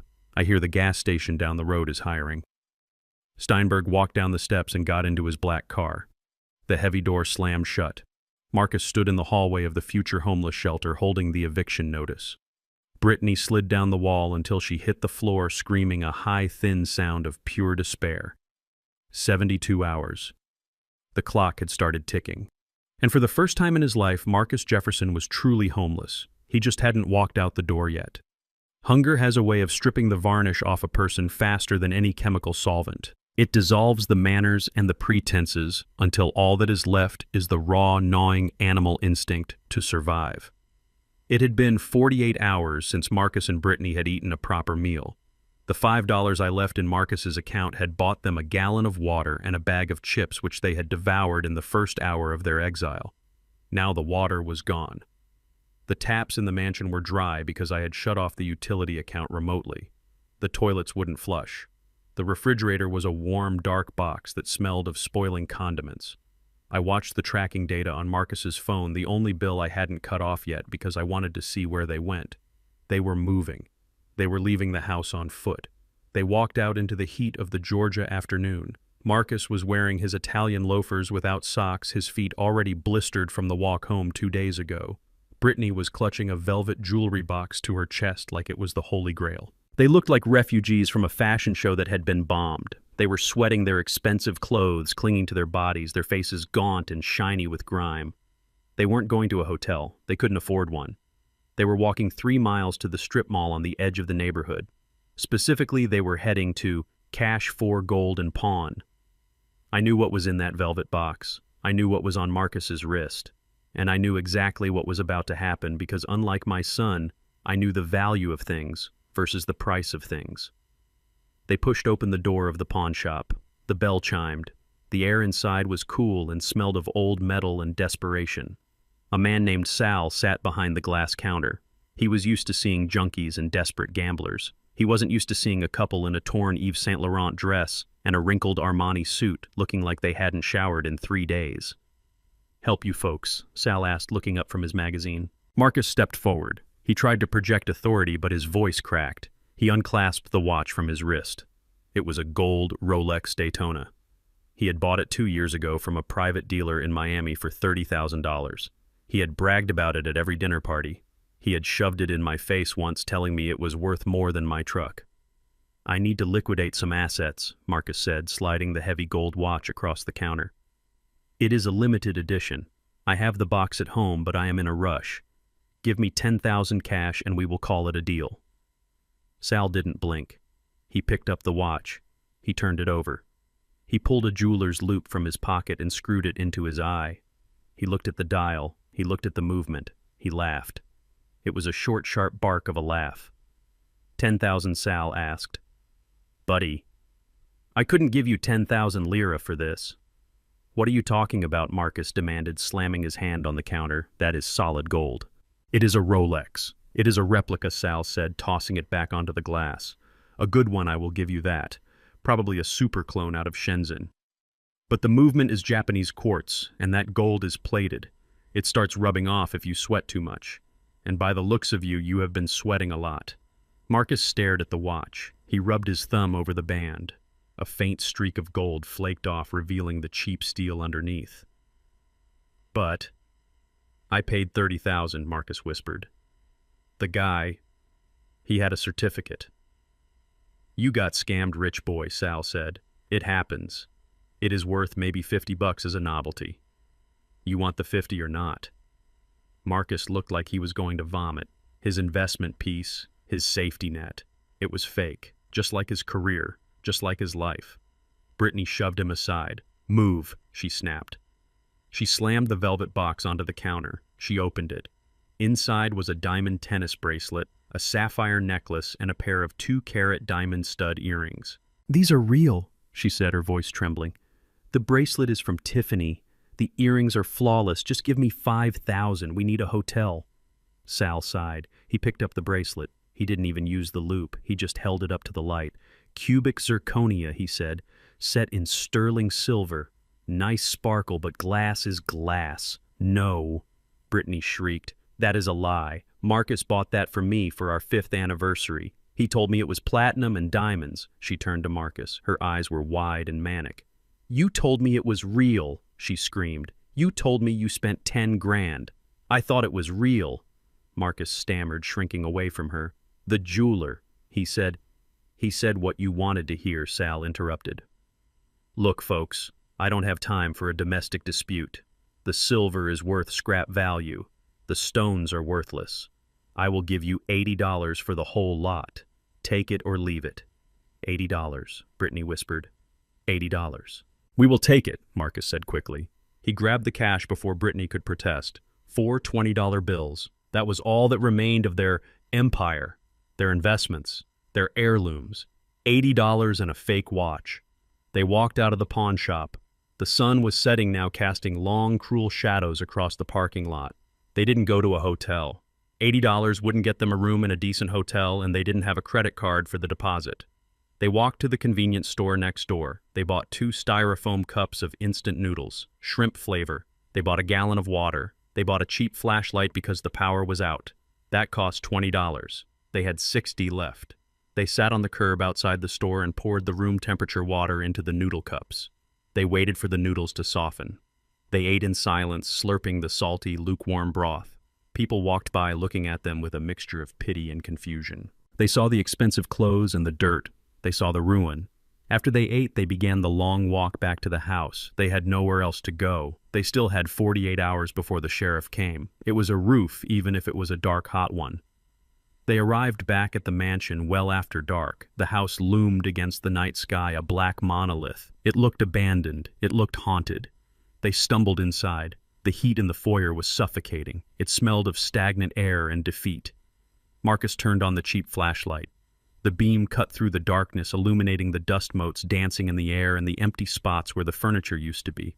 They sat on the floor in the living room, their backs against the wall. The flashlight sat between them like a dying campfire. This is your fault, Brittany said. Her voice was low in the darkness, but it carried the weight of days of hunger and humiliation. Marcus didn't answer. He was staring at the beam of light, his mind numb. Did you hear me? Brittany hissed. This is your fault, Marcus. All of it. The fake watch, the fake jewelry, the fake job. You lied to me. I didn't lie, Marcus said quietly. I didn't know. You didn't know. Brittany laughed a harsh, ugly sound. You didn't know your daddy was paying for everything. You didn't know you were broke. You walked around like you were the king of Atlanta, and you were just a little boy on an allowance. Shut up, Brittany, Marcus said. No, I won't shut up, she screamed. I married you because I thought you were a winner. I thought you were a provider. But you are nothing. You are a parasite. You lived off that old man's blood, and you didn't even have the brains to keep him happy. You let him leave. You let him cut us off."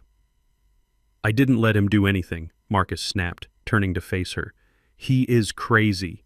He is vindictive. He is smarter than you," Brittany spat. "He built this. You can't even buy me a real bracelet. You are pathetic, Marcus. You are a joke. My friends are laughing at me. The whole world is laughing at us. And it is because I married a loser who hung on to his daddy's pant leg because he was too scared to be a man." Something snapped inside Marcus. The hunger, the heat, the humiliation of the pawn shop, the realization that his entire identity was a fraud. It all boiled over into a white-hot rage. He didn't think. He didn't argue. He swung. His hand connected with Brittany's cheek with a sharp crack that echoed in the empty room. The silence that followed was instant and terrifying. Brittany put her hand to her face. Her eyes were wide in the flashlight beam. She wasn't crying. She was in shock. "You hit me," she whispered. "You won't shut up," Marcus roared, scrambling to his feet. He was panting, his chest heaving. "I gave you everything. Brittany, I bought you. The cars, I bought you the clothes, I took you to the parties. And all you did was spend. You spent every dime I gave you, and you asked for more. You are the reason we are here, you and your greed." He paced the room, waving his arms at the empty walls. He hated that record player, Marcus yelled. He hated it because you broke it. You pushed him. You treated him like a dog. If you had just been nice to him, if you had just let him listen to his damn music, we would still be rich. This is on you. Brittany stood up slowly. Her face was turning red where he had struck her. Her eyes were cold, dead things. "You are right," she said quietly. "It is on me. It is on me because I stayed." She picked up her purse. She picked up the gallon of water. "Where are you going?" Marcus asked, his rage suddenly replaced by panic. "You can't leave. It is dark." "I am going to sleep in the guest room," Brittany said. "The room your father slept in. The room we put him in. Maybe if I sleep there I will figure out how to be a man since you clearly don't know how." She walked away into the darkness. Marcus stood alone in the center of the empty living room. The flashlight flickered and dimmed. The cheap batteries were already dying. He sank back down onto the floor. He picked up the empty cup of noodles. He scraped the bottom with his finger, looking for one last salty drop of sustenance. He was alone. He was hungry. He was sitting in a house that wasn't his, wearing a fake watch with $5 in the bank and a wife who despised him. He looked at the darkness surrounding him. He realized then that the darkness wasn't just in the house, it was inside him. It was the void where his character should have been. And for the first time he understood that money hadn't filled that void. It had only covered it up, and now the cover was gone. He curled into a ball on the hardwood floor and wept, not for his father, not for his wife, but for the pathetic empty creature he had become. The hunger in his belly was nothing compared to the hunger in his soul, and there was no one left to feed him. The idea came to Brittany in the middle of the suffocating darkness of the living room, illuminated only by the dying beam of the flashlight. Hunger does strange things to the mind. It makes you hallucinate, or in Brittany's case, it makes you audacious. She sat up on the hard floor, her eyes reflecting the weak light like a nocturnal animal. "We go public," she whispered, her voice cracking from dehydration. Marcus looked at her from his curled position on the rug. "Go public with what?" he asked. "That we are broke. That we are eating instant noodles in a mansion we don't own." "No," Brittany snapped, finding a reservoir of energy in her own narcissism. "We go public with the abuse. We go to the media. Think about it, Marcus. A wealthy tycoon abandons his only son and daughter-in-law. He leaves them destitute. He steals their future. It is a human interest story. It is a tragedy." She stood up, pacing the small circle of light. "We get on Atlanta Morning. We cry. We tell them he is mentally unstable and vindictive. We tell them we tried to help him and he punished us. The public will eat it up. They hate rich old men who hoard their wealth. They will shame him. The pressure will be so intense he will have to settle. Or at the very least, someone will start a GoFundMe. We could raise thousands, Marcus." Marcus sat up. He looked at his wife. He saw the desperation, but he also saw the logic. It was the only card they had left to play. "Do you think they will believe us?" he asked. Brittany smiled. It was a terrifying expression in the dim light. "Look at us, Marcus. We look like refugees. We are starving. We are dirty. We are the perfect victims. They used the last 2% of battery on Brittany's phone to call the tip line of the local TV station. Brittany was an Oscar-worthy actress that night. She sobbed. She hyperventilated. She painted a picture of Dickensian suffering inflicted by a cruel, demented patriarch. The producer on the other end smelled ratings. A fallen socialite couple. A mysterious missing tycoon. It was gold. They sent a car for them the next morning, not a limo, but a station wagon with the station's logo on the side. Marcus and Brittany walked out of the house, blinking in the sunlight, clutching each other for support. They didn't shower. They didn't change clothes. They wanted the world to see the grime. They wanted the world to smell the poverty. I watched the broadcast from my villa. I had a 60-inch screen set up on the patio, the ocean breeze ruffling the tablecloth. I had a pot of fresh coffee and a plate of fruit. I was ready. I knew Brittany. I knew she couldn't suffer in silence. She had to scream. The show was called The Morning Beat.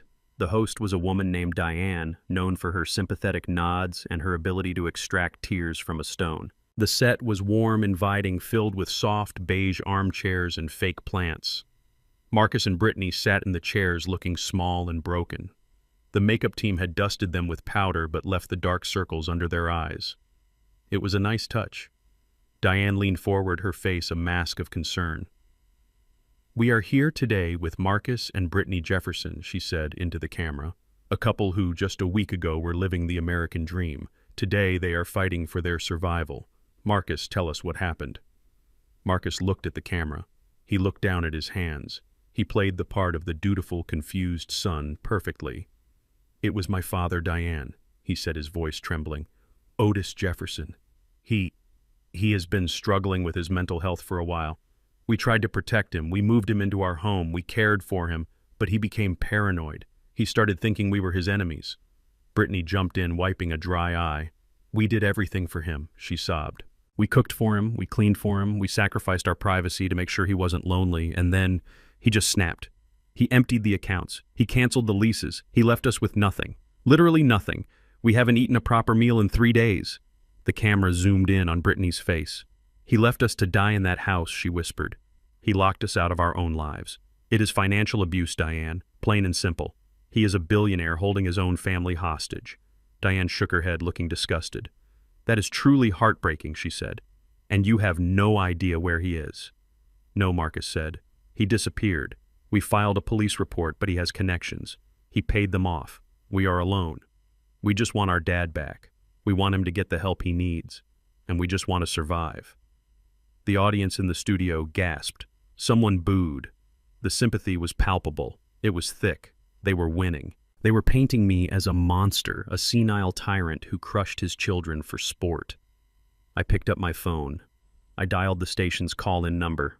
I didn't need to look it up. It was flashing on the bottom of the screen. "Have a tip call now." I got a screener. "Who is this?" the screener asked, bored. "This is Otis Jefferson," I said, "and I would like to exercise my right of reply." The screener paused. I could hear the typing stop. "Hold on," he said. A moment later, the producer came on the line. "Mr. Jefferson, are you watching the broadcast?" "I am," I said. "It is a very creative performance. Put me on the air." The producer didn't hesitate. Controversy was currency. On the screen, Diane pressed her earpiece. Her eyes went wide. She looked at Marcus and Brittany. "Folks," she said, her voice dropping to a dramatic whisper, "we have a development. We have a caller on the line. He claims to be Otis Jefferson." Marcus's head snapped up. Brittany stopped crying mid-sob. Their faces went from tragic to terrified in a split second. "Mr. Jefferson," Diane asked, looking at the camera. "Are you there?" "I am here, Diane," I said. My voice boomed through the studio speakers. It was calm. It was deep. It was the voice of a man who had negotiated labor contracts in the rain. Dad Marcus squeaked, "Dad, please, just come home. We can fix this." I ignored him. "Diane," I said, "I have been listening to my son and his wife tell you a story. It is a good story. It has villains and victims. But it is missing one thing." "What is that?" Sir Diane asked. "The truth," I said. Brittany stood up. "He is lying," she screamed. "He is crazy. Cut him off. He is abusive." "Sit down, Brittany," I said. My voice wasn't loud, but it had weight. It pushed her back into the chair. "I am not going to argue with you, Diane," I continued. "I am not going to yell. I am just going to play you something. You see, my children claim they wanted to help me. They claim they loved me." I held my phone up to the speaker of the satellite phone. I opened the audio file, the one from the night of the party, the one recorded through the crack in the bedroom door. "Let us listen to what they said when they thought no one was listening," I said. I pressed play. The audio was crystal clear. The studio went silent. Brittany's voice filled the room, sharp and cruel. "It certifies that Otis Jefferson is suffering from advanced vascular dementia. With this document, we don't need his permission to take over the trust. We can file for emergency guardianship tomorrow morning. We can have him committed to the lockdown ward at Sunshine State by Tuesday afternoon." On the screen, Brittany's face turned the color of ash. She looked at the camera, then at the floor, then Marcus's voice. Weak, pathetic. "But what if he fights it?" And Brittany again. "Once Otis realizes what is happening, he will already be in a hospital gown staring at the wall. He will just fade away, Marcus. And the money will be ours. All of it. The land, the accounts, the legacy." I let the recording play to the end. I let the silence that followed stretch out until it was unbearable. Diane was staring at her guests with open horror. The audience was silent. The sympathy had evaporated, instantly replaced by a cold, hard shock. "Mr. Jefferson," Diane stammered, Is that authentic?" "It is," I said. "That was recorded 4 days ago, the night before I left. They weren't planning to care for me, Diane. They were planning to imprison me. They paid a corrupt doctor to falsify a medical record so they could steal the company I built with my bare hands." I paused. "They are not victims," I said. "They are failed conspirators. And the reason they are hungry is because for the first time in their lives they have to pay for their own lunch." I hung up. On the screen, chaos erupted. Diane turned on them. She was a journalist, and she realized she had been played. Her face hardened. "Is this true?" she demanded. "Did you plan to commit your father to access his trust?" Marcus tried to speak. He opened his mouth, but no sound came out. He looked like a fish gasping on a dock. Brittany tried to rally. She stood up, her eyes wild. "It is out of context," she shrieked. "It was a joke. We were stressed. He doctored the tape. He is the villain here. Can't you see? He is framing us." The audience started to boo. It started low, a rumble in the back. Then it grew. Someone shouted, "Shame." Someone else threw a crumpled piece of paper at the stage. "Get them off," Diane said to her producer, cutting her hand across her throat. "Go to commercial." The feed cut to a detergent commercial. But the damage was done. It was nuclear.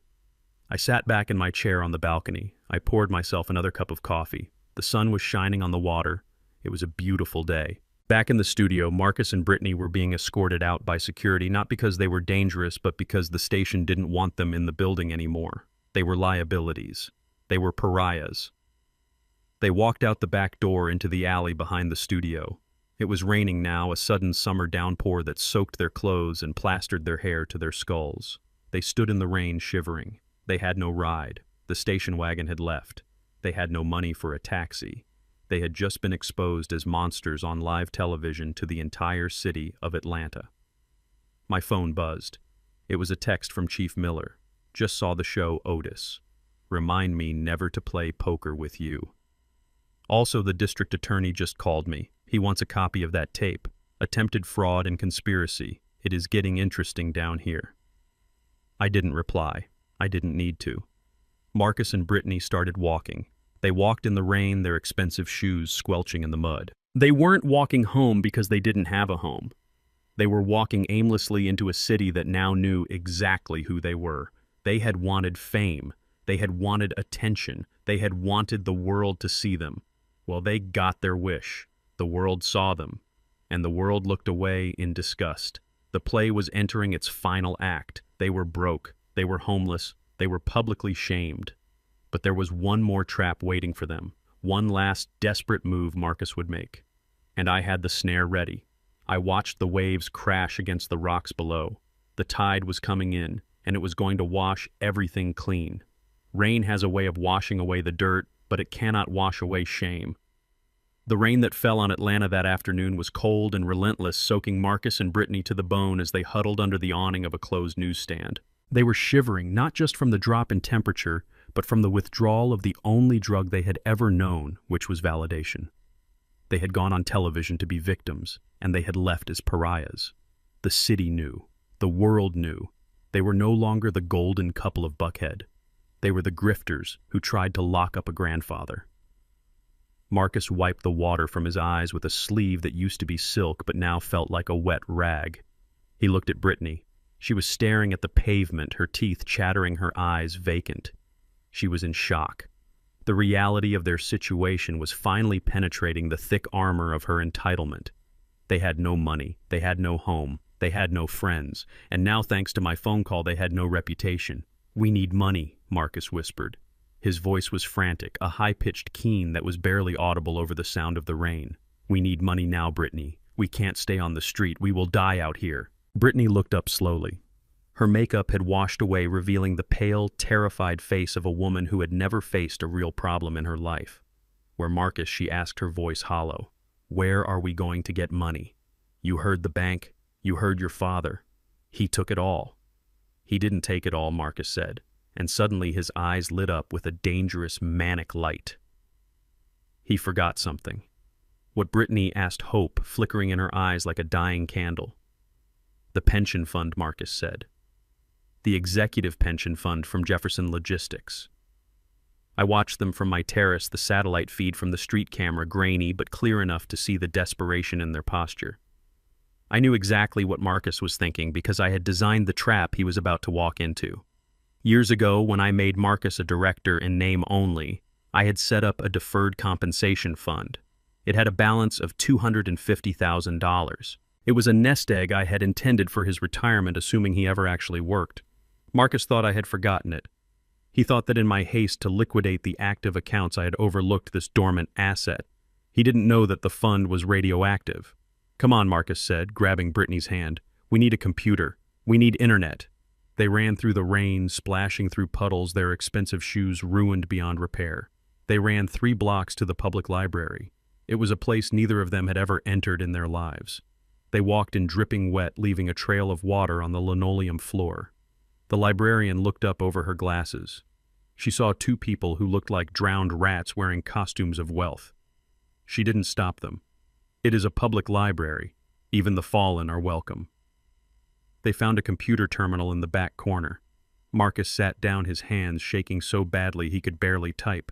Brittany stood behind him, acting as a human shield blocking the screen from prying eyes. Marcus navigated to the benefits portal of the old company. He typed in his old employee ID. He typed in the password he hadn't used in 5 years. Access granted. He gasped. It worked. The portal opened. There it was. The Jefferson Logistics Executive Deferred Compensation Plan. Current balance, $252,450. "Oh my God," Brittany whispered, leaning in, her wet hair dripping onto Marcus's shoulder. "It is there. $250,000. Marcus, transfer it. Transfer it now." Marcus clicked the withdrawal tab. His heart was hammering against his ribs like a sledgehammer. This was it. This was their salvation. With this money they could get a hotel, they could buy new clothes, they could hire a lawyer to fight me, they could survive. He selected full liquidation. Then he entered the routing number for an online bank account he had opened 10 minutes ago using a fake address because he couldn't use the frozen accounts. He hit next. A dialog box popped up. "Warning, early withdrawal requires authorization from the primary trustee." Marcus froze. The primary trustee. That was me. "He needs to sign it," Marcus hissed. "He needs to authorize the release." Brittany gripped his shoulder, her nails digging into his flesh. "He won't sign it," she said. "He wants us to starve. You have to do it, Marcus." "Do what Marcus asked." "Sign it for him," Brittany said. "You have his digital signature saved in your old email from the time you signed those lease papers for the warehouse. Just copy and paste it. Or forge it. Who is going to know? He is gone. He is on an island. He won't see the notification in time. By the time he notices, the money will be gone." Marcus hesitated. He was a greedy man. He was a selfish man. But he had never been a criminal. Not a federal one. He knew that forging a signature on a financial document was a felony. He knew it was wire fraud. But then he looked at Brittany. He saw the shivering. He saw the hunger. He looked at his own reflection in the dark monitor, a ghost of the man he used to be. Desperation is a blind guide. It doesn't see the cliff. It only sees the path away from the fire. "I have to do it," he whispered. "It is my money anyway. I earned it. I was a director." He convinced himself of the lie. He opened a new tab. He found an old PDF with my signature. He used a snipping tool. He copied the image of my signature. Otis Jefferson, the signature that had built an empire. He went back to the bank portal. He uploaded the image into the authorization field. Upload complete. Please confirm that you are the primary trustee and authorized to release these funds. Marcus stared at the box. "Do it," Brittany hissed. Marcus clicked the box. "Submit." The screen went white. A little spinning circle appeared. Marcus held his breath. Brittany held her breath. They waited for the confirmation screen. They waited for the message that would say, "Funds transferred." But the screen didn't turn green. It turned red. A message appeared. "Transaction flagged. Code red. Please contact compliance." "What?" Marcus whispered. "What is code red?" I sat on my balcony and I smiled. Code red wasn't a bank error. Code red was a federal tripwire. Marcus didn't know the history of that pension fund. He didn't know that 5 years ago, Jefferson Logistics had been the target of an attempted hostile takeover by a foreign entity that used shell companies to launder money.